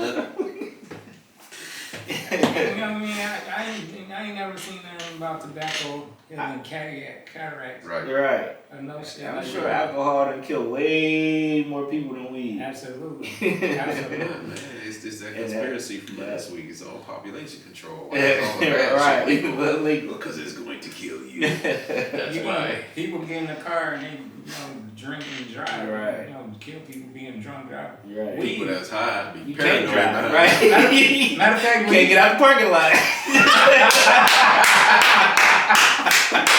That's so burned. You know, I'm not referencing myself. Hypothetically, if somebody had too much, It's be able to get out the parking lot. Yeah. see, Spoken like a true man from experience. that's kind of funny, man. That sounds familiar. Yeah, it sounds real familiar, you know? But no, man, that's the beautiful thing about weed. When you do weed, whether you smoking or you do gummies or whatever you do, you don't want to go nowhere. You don't want to do shit. I want to chill at home. Yeah, if you're doing way too, and that's the thing. The more you do it, the more you like. I just don't want to. I'm alright right here, man. I'm cool. I'm gonna chill out. Weed would bring down crime. They need to just flood it in the air and get everybody high. Huh? Nah, don't do that. Can't have kids running around high. Them motherfuckers already eat a million things. Motherfuckers already hungry. All them groceries. That's what I'm saying. I was just like, hey. Who done ate my Fruit Loops? I was like, speaking of that, I was looking at my son earlier today, my oldest son. He eating damn Cinnamon Toast Crunch. And the big ass bowl filled up to the top of milk. I'm like, damn boy, that's a lot of cereal. You know what I'm saying? Got a mixing bowl. I'm like, whatever, man. Like, he a grown boy. Go ahead, man. I ain't He's like Craig and Friday. Yeah. Friday, he ain't got no milk today. Put some water on that shit. I've done it before. Who hasn't? Right. That's why I laugh, because I'm like, okay, I ain't the only one. I ain't never did all water, but I did, mix it, Just get a little edge in there. Right. I started eating my shit dry. Give it a little bit. I had to. Hey man, I put that little shit in there and I'm gonna work with it. Oh man, see, black people, that's the struggle. We know how to make it do what it We do. gonna survive. That's what I said. We the most adapt people on this earth. Don't make it work. You can adapt to damn near anything. I mean, it makes sense. The original people would be able to adapt the most. That's why we still around. You saying a little too much right there. We gonna get canned. He's saying it was right. Straight up. All right. You don't stay around this long without, Right. Yeah, I ain't gonna spend too long on this subject, and I'm glad Biden did what he did, and what he was encouraging because obviously he's the president, so he can only do it federally. So he's encouraging governors to do for state cases, which you obviously know is not going to happen in Republican states. We like y'all locked up. Nice and tight. Yeah. No, nigga, y'all going to jail. Y'all going to jail. Just because. Smoking that reefer. Why? We'll figure it out. Last question. Just get locked up. You can't be around here smoking no dry. Smoking that reefer madness. What is that, boy? Smell like a joint. Do you think jobs are gonna follow suit? Companies, corporations, are they still gonna be testing for marijuana? Here's the thing.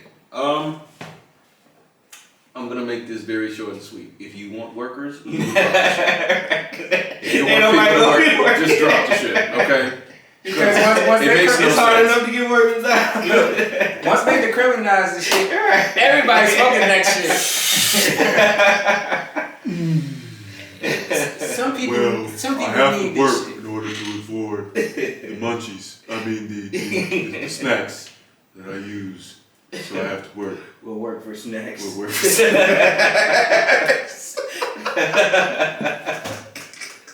Just pay me the snacks, bro. You ain't never got ride by niggas high. Because you ain't gonna get away fast. It's gonna be like, I don't know, I've only been high. Never. But, you know what I'm saying? Green Room Part 2 on the way. Everybody cuts up. Shit, it ain't He shit do to it him. there. He do it over and over.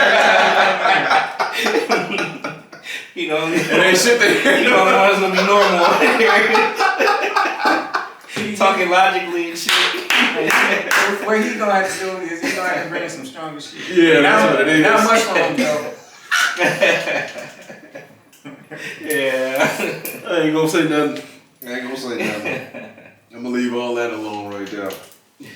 Oh man. But if we do another green room, I might have to find a vape or something. Even though I don't really rock with them. I like smoke. I like smoke. Pre-rolls. I like pre-rolls and joints. Yeah. It's better than the gummy sneak up on you. And hit you. It hit you that all of a sudden. The weed, it's smooth. It's right there. Yeah. Y'all ain't oh no, I'll ask you off mic. We can What? No. This is an off mic joint. But congrats. I'm hoping everybody get pardons because nobody should be going to jail for this bullshit. Right. For something that, especially after they don't legalize this shit. I'm gonna leave that alone because I got so much to say about that. But I gave my final take on it. Yeah, the whole thing from the jump was they wanted to, get their cut. That's exactly what I was thinking. You can't get our cut, you going to jail. That's it. Now they figured out. Because it makes sense now. Because they figured out we got dispensaries. They're like, okay, we know how to tax it. Okay, now we can decriminalize it.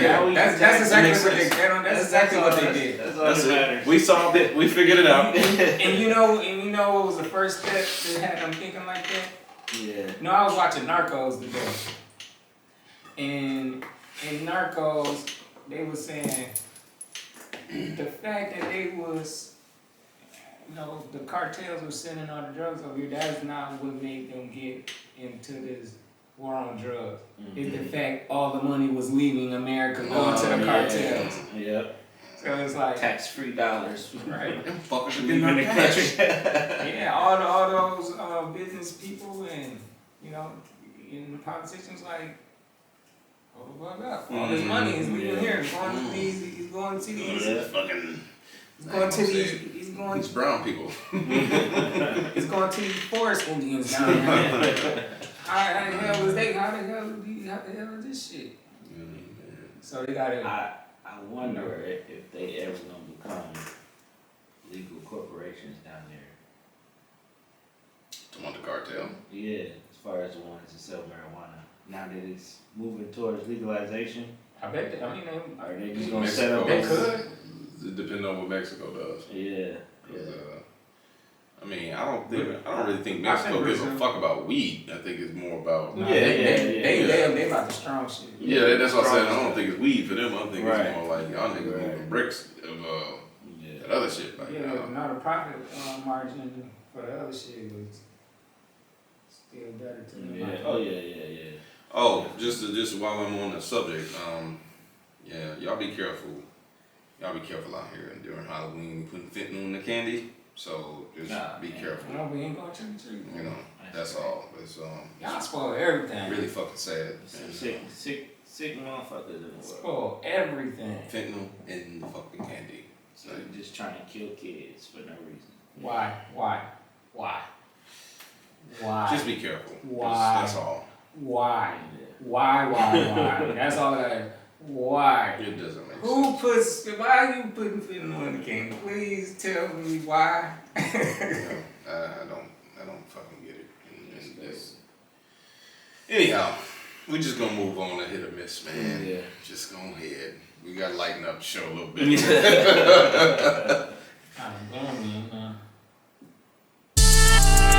Hit or miss. Looking for fun. Hit or miss. Hit or miss. Hit or miss. Okay. Let it go. It's a little warped. Yeah, ain't the first time. So, this is our hit or miss segment. We didn't have one last week because it was a different kind of show. And I don't even want to use that word because we did not get many views on that. So I'm not even going to use the word. All That's from the start. all the buzzwords. Because I helped out. Oh, man, did he help, man? All those certain keywords we weren't supposed to say. We said all of them. All that shit out the window. So this a hit or miss segment. So we kind of fucked up. Yeah, if it's a hit, you're gonna hear, and if it's a miss, I caught you. You saw me putting this shit back on. That's what it was. But the thing is, it wasn't loud the first time. See, you gotta watch this motherfucker now, man. So anyway, like I say, we trying to lighten it up a little bit. The women might not like it, but shit. I mean, my wife heard the clip. Who we all got beef with? Some women. YouTube algorithm. Mostly white people now. They gonna hear this. Well, the ones that ain't got no sense. Right, the ones that ain't got no sense. So we call this one Too Comfortable. So go ahead and play that one, man. This is the thing. Nobody is just one way one day and another way the next day. In between, niggas is telling they girls and they girls is telling they man, hey, I need you to keep it together. What's going on? And what happens is people get comfortable and feel like this motherfucker ain't going nowhere. Right. So I'm just going to say fuck you. Beauty does fade, but what happens is y'all get dialed the fuck up for the outside world, right? Y'all look dope, but y'all won't go outside looking the way y'all look when y'all walk around the house with y'all man. So when y'all in the crib with y'all man, y'all don't give a fuck. You got one eyelash hanging off and shit. You got the bonnet on. You don't give a fuck about what you got on. Niggas don't like bonnet. Woo! It's gonna ruffle a lot. Gotcha! Oh yeah. I ain't put too much thought into it, but now that I hear it, it's like, yeah, is that a hit or miss? So I'm gonna start with you, Brother Fly. Is that a hit or a miss for you? It can be a hit. Okay.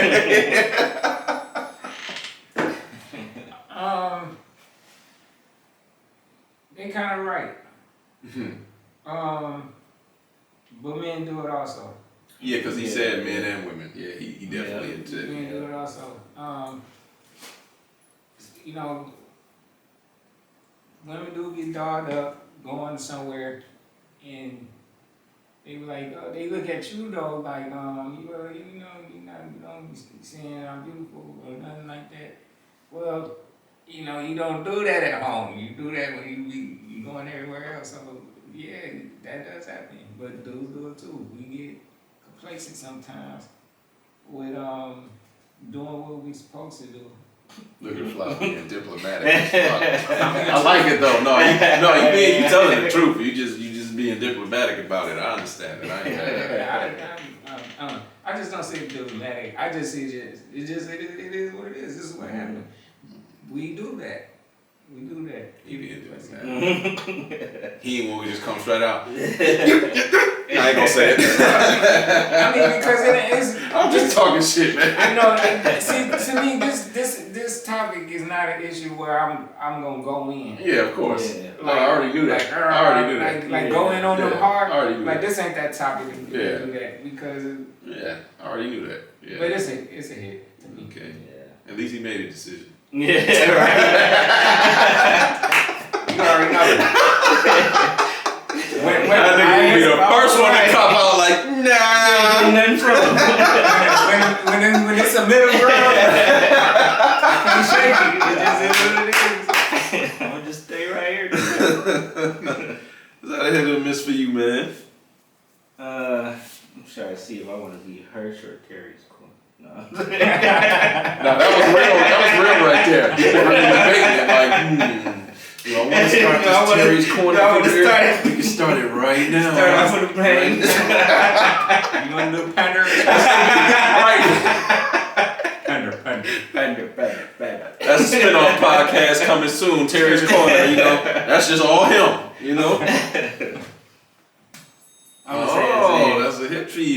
Okay. Okay. You know what I'm saying? I think, yeah, people get comfortable. I mean, it's a natural thing. You know, once you already attained something, you got it. You know, they in the house with you. They ain't going nowhere. You know what I'm saying? You feel secure about it.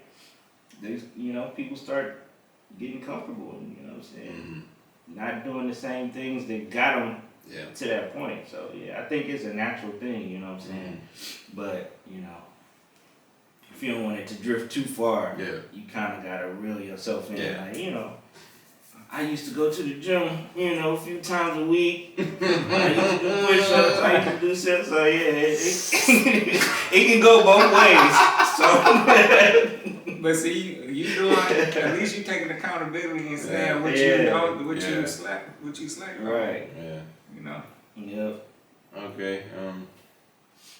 I guess I'll join the group and say it again. As a married man, it's a hit to me because it's true. When you'll find out in a little while. When you get married, even without marriages though, because this worked for long terms in marriage. But I'm gonna come at it from a marriage perspective. When you're married, that stuff does set in. Complacency is an enemy of marriage. It's definitely an enemy of marriage. It's definitely an enemy of two people who came together, united, became one, have love for each other. Because what gets in the way is the constant grind, the constant day-to-day, it's the same things, rinse and repeat, get up, go to work, pay bills, try to find time for each other. And when you find time for each other, it might not be the most spectacular time. Even the little things can go a long way. Something as simple as watching television. Something as simple as just having a offhanded conversation about things that might go on in your day. Compliment, noticing something. Yeah. And so, but again, whatever you did leading up to secure this person, man or female, it should be continued. But each spouse has to understand that the dynamic changes. The older you get, the longer you're together, the dynamic changes in terms of the fact that you are not going to be able to repeat as often as you used to the things I did to get you. Because you probably didn't have kids in the beginning. Now you have children. Right. You probably weren't working full time. Now you're working full time. Right. You probably, depending on, when you met, you probably both were staying with your parents still.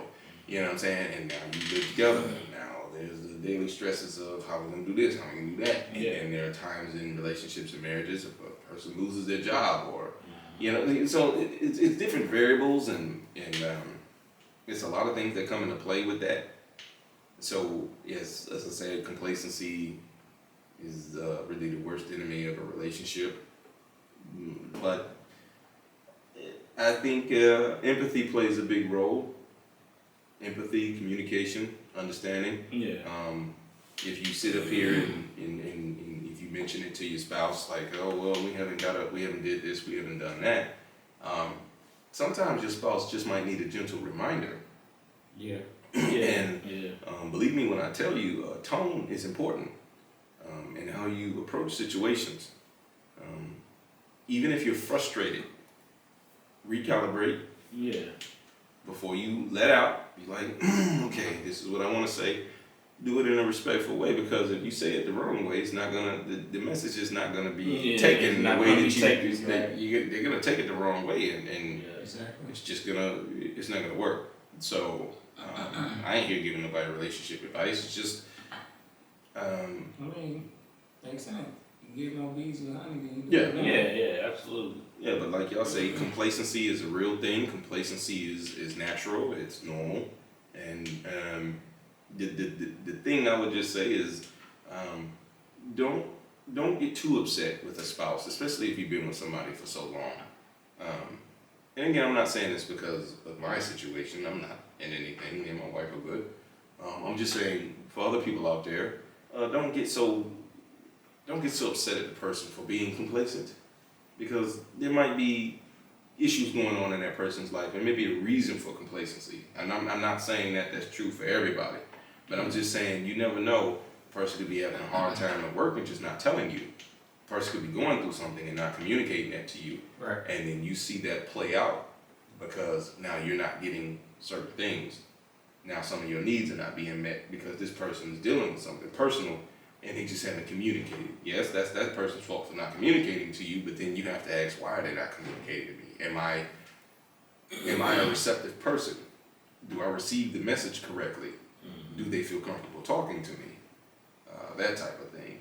So, to say, so many different variables that play into it. And so complacency is a hit because and he mentioned stuff with bonnets. I mean, it's true. It's that's why that's one of the main things. It's like people at work see your head more than I do. And it was ironic, I don't know if I'm gonna put my wife in something. I ain't gonna do it. But it ain't nothing like that. But it was just like, okay. But yeah, I mean, I'm gonna be honest, and this is the last thing I'm gonna say on it. The reason I can't really, I don't like the bonnets, honestly.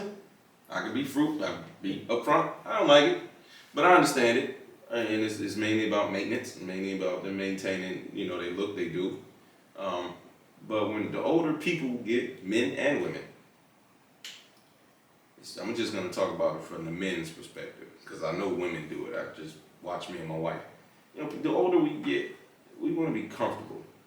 Yeah, that's the whole thing. I wear jogging pants all the time because I don't want to have to go through what it's like putting on jeans and having to wear a fucking belt and do all that. I don't want to be going through all this. I have to assemble my entire, I just want to put on some shit and go, and I want to be comfortable in what I wear, and that's why I wear the shit I wear. I wear jogging pants everywhere because it's like, and I ain't doing it for you nasty motherfuckers. I do it because it's what make me feel comfortable, okay? Great sweat.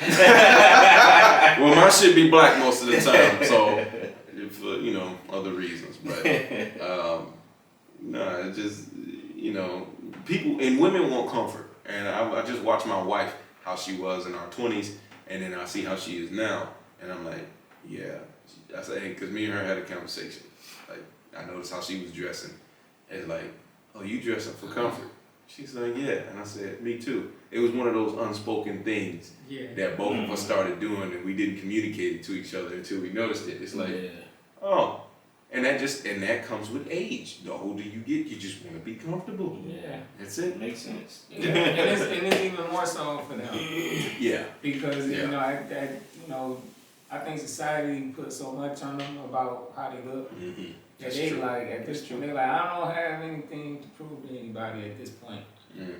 So, you're going to get this bonnet action. But I was saying, this also got to be said, sometimes you got to spruce up a little bit. Yeah.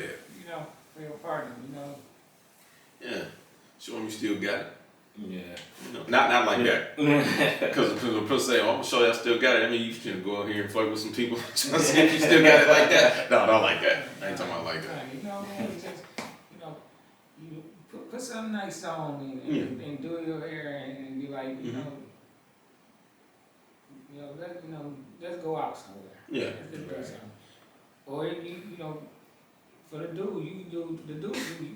On the flip side of that, dudes can do that. You know what I mean? Like, hey, it's easier for us though, because I can make jogging pants look good. Hey, that ain't for you niggas to comment on.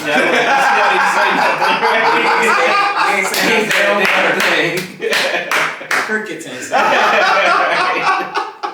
Where is it? We read each other really well around this motherfucker. We definitely have chemistry. That's good. Absolutely. After 61 episodes, we fucking each other. Right. I gave my final take, man. I'm good on that. I had a thought that I'm trying to remember what I was trying to say. Okay. I think, you know, like for marriage, like it's, people go into it, you know, with the intention of, you know, forever. Uh-huh. And, you know, if you got something forever, you know what I'm saying, are you gonna keep doing the same stuff that you did in the beginning? No. Exactly. So maybe it'd be a good idea to go in with a different mindset. Like, you know, I know it's we shooting for forever, but I'm gonna work like, you know what I'm saying, it's not that. Well, that's a good way of looking at it. That's in a very interesting perspective. Yeah. But realistically speaking, when you, I'm just gonna say, when you get there, you're gonna see that it's like, okay, shit gets lost in translation. I'm just gonna talk in code right now because I'm not giving you the keys to the kingdom. You're gonna have to figure this out. I told you off mic. I ain't giving you shit. You trying to sucker me in to get. I'm not giving you shit. You gonna have to figure this out, bro. Give me the book of secrets. Cause didn't nobody give me shit. I had to figure this out. And obviously, like, you know, like he was saying, every situation ain't gonna be the same, but a lot of it's gonna be very similar. I'm just gonna be honest. From conversations I have with other married men, it's very similar. And so, you know, and it's not all good, it's not all bad. You know, it's all good. Like I said, take the good with the bad. That's that truth. That's the truth about damn near anything in life. Yeah. You know, and so yeah, I can't fucking wait till you experience it. I can't wait, because I'm telling you, the only thing I will tell you, and my wife gonna probably only thing I am gonna tell you is when you first get married, I'm gonna be honest, you're gonna feel great. You're gonna feel great. You know, because I know you are married for the right reasons. Like I did. You're gonna feel great. You're gonna be like, man, I love this person, I love this woman, I cherish this woman. And it's about the first month. That's all it takes. At about the first month and a half. I give it a month and a half at the most. Know what I'm saying? Because no, that's not a shot at my wife. There's a thing called the honeymoon period in a marriage. And that's true across the board. It doesn't matter what woman you get with. So that's not a shot at my wife. It's just true. After a while, that emotion fades like everything else, because everything is temporary. I keep saying that. Everything on this planet is temporary. Yeah. So, yes, you're going to get a high, a boost. It's like a high. And you're going to ride that wave until that motherfucker come down, and then you come back to earth. And that's when the real challenge begins, because now you're going to experience what life is to be with this person. Because now you with this person for real. Now y'all are one, for real, for real. So you're one, and now you're going to be dealing with the challenges that y'all face. And you're going to realize, if you don't already know, if you and her against the world. I think people put too much pressure on marriage.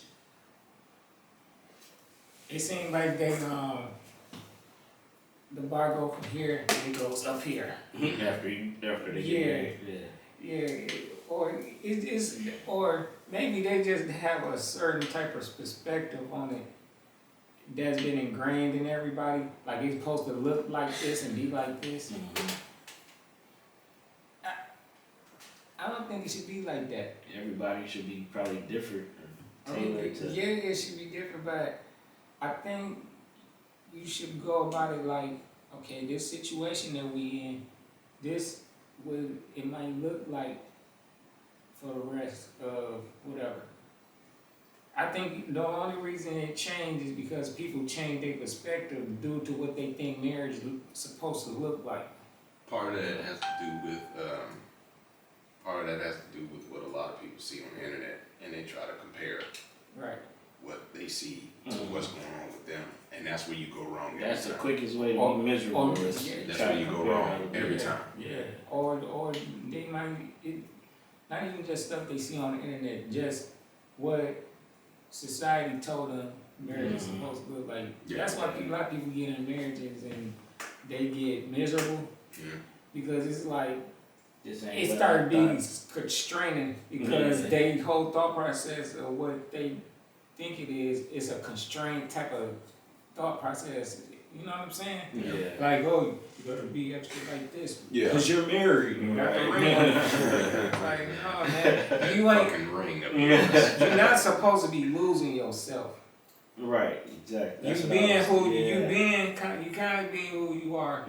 That's tailored to what your tailored what your duties is being a husband. See, I respect that perspective. I've heard so much differently though. About when people get married, you have to shed a part of who you were to become one. So you think you have to shed your individual? You do have to shed your individual thought process. Yes, you do.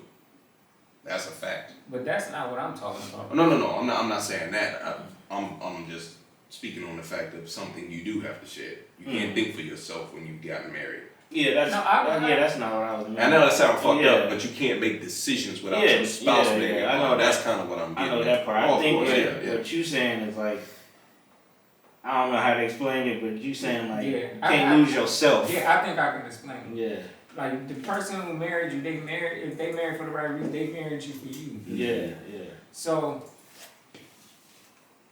the way I look at it is you going and being yourself. When I'm saying not to lose yourself, not to go into this constraint type of thought process where I gotta everything like I gotta let myself go in order to make this marriage work because this is what it's supposed to look like. No. To some degree, you do though. Well, let me elaborate more so it'll be more clear. Like when you get in it with somebody, I guess what I'm trying to say is like when you do gotta share some stuff as far as. Because like I've said, you got to get into being yourself informed of what it takes to be the husband. You're going to be yourself, but you got husband duties. Which means there's going to, if you type of dude that you like have a variety type of women, you got to respect your woman. You in a situation now where this is the woman and this is the one you got to focus on. Yeah. So you gotta shed that part. That's things you gotta shed. You know what I mean? Yeah. And you're gonna have to grow from that spot where you wasn't in it, and now you in this. So you still ain't losing yourself. You growing parts of yourself. Yeah. That's what I'm saying. You know what I'm saying? And I look at the process beforehand as doing that. Like that whole time before you decided I'm gonna get down on one knee and ask this person to be in my life forever. That whole time you should have been getting ready to fix yourself up to be ready to do that. Right. Yeah. Well, the only thing to add to that is but we don't do that. That's the problem. That's my problem. To achieve that growth in which you speak of, though, you know. Not to say you still got it. You going not to say that once you get married you got it figured out. Oh hell, fuck no!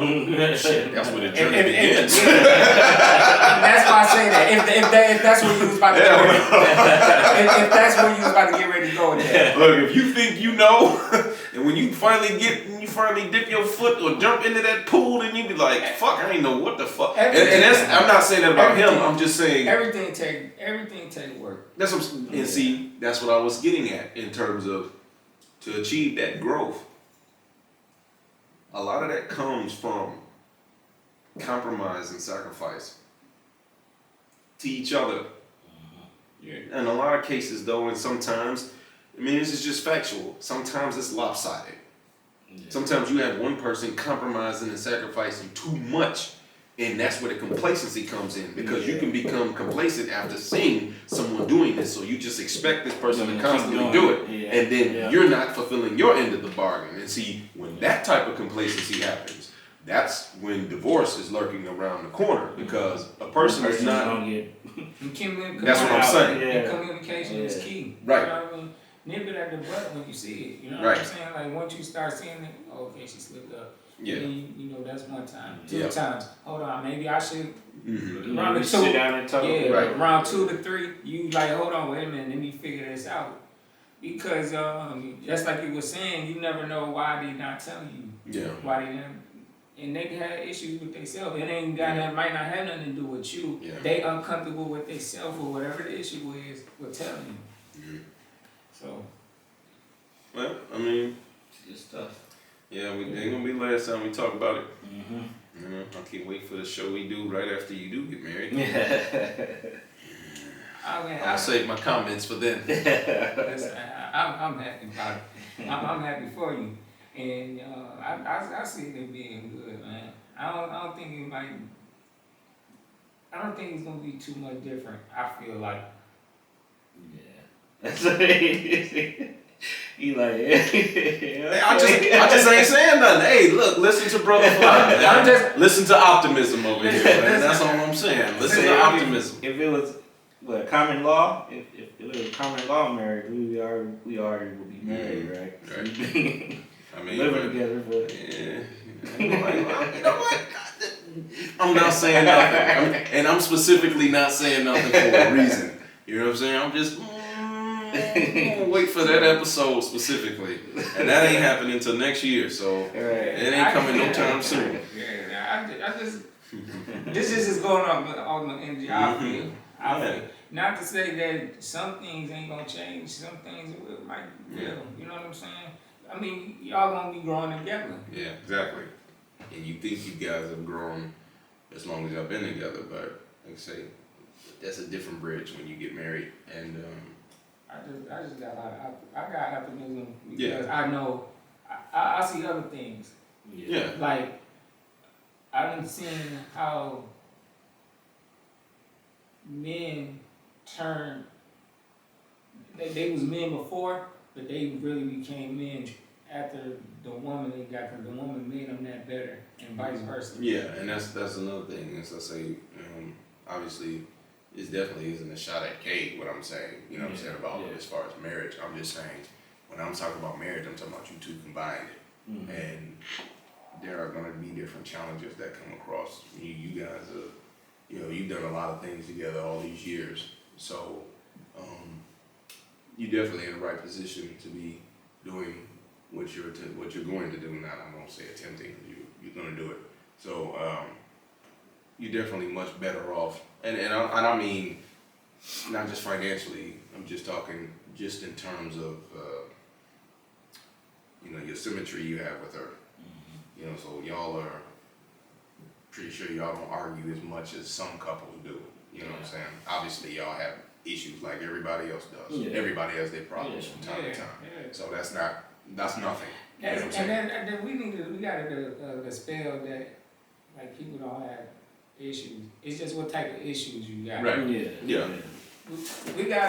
We seem to forget sometimes that we didn't come out the womb with these partners. Exactly. So y'all gonna clash from time to time. That's a fact.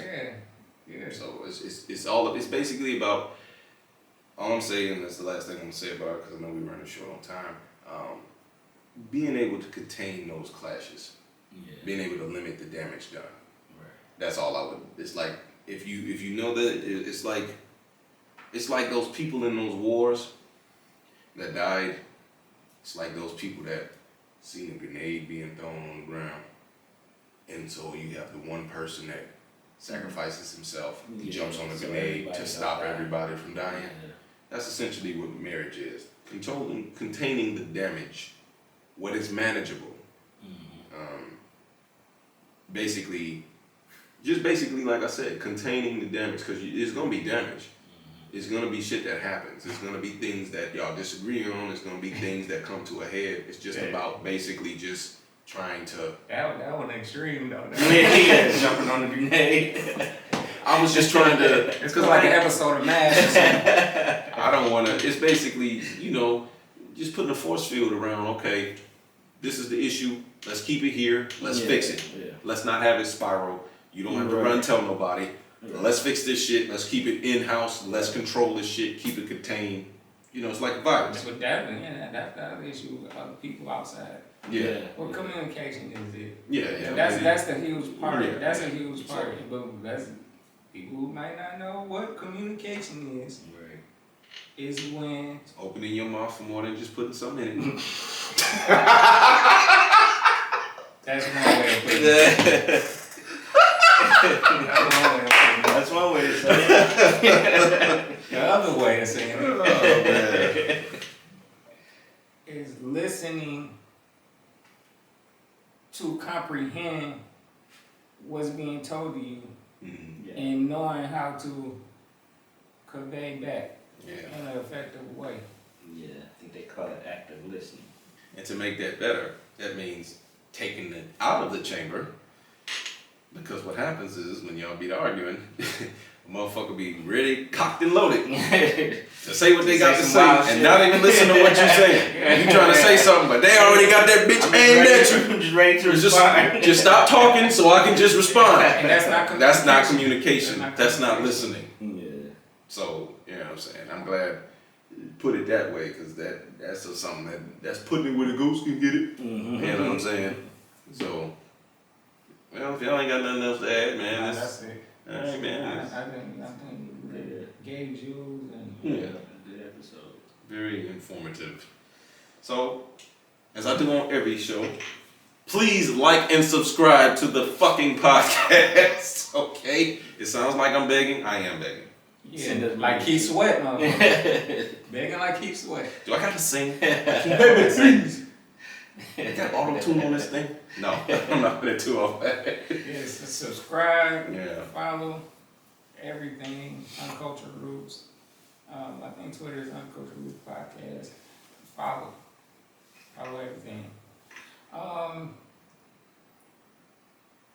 Half of y'all watch the show, but y'all don't subscribe, so stop. What the hell you doing? What you over there looking for, man? Come on, man. Subscribe. It don't cost you. It don't cost you not a damn dime. Take the next step with us. Please. I don't use that word that often. Please.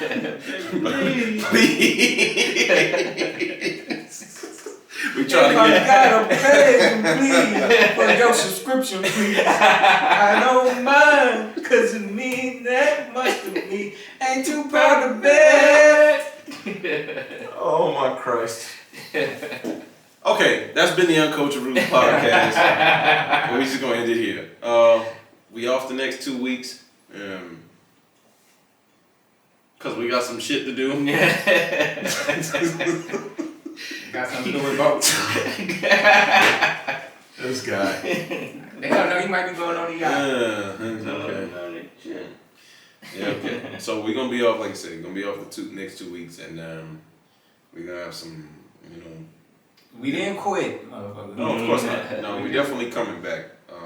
Like I say, and in the episode when we come back, you know, gonna have a good surprise. Maybe we working on some things. Yeah. So nice episode when we return playing for y'all. Yeah. So again, in the podcasting game, it's all about consistency. So we're giving you a heads up, telling you in advance. If you made it this far in the podcast, we'll definitely be back in 2 weeks. So don't give up on us, and please like and subscribe. I cannot ask you enough.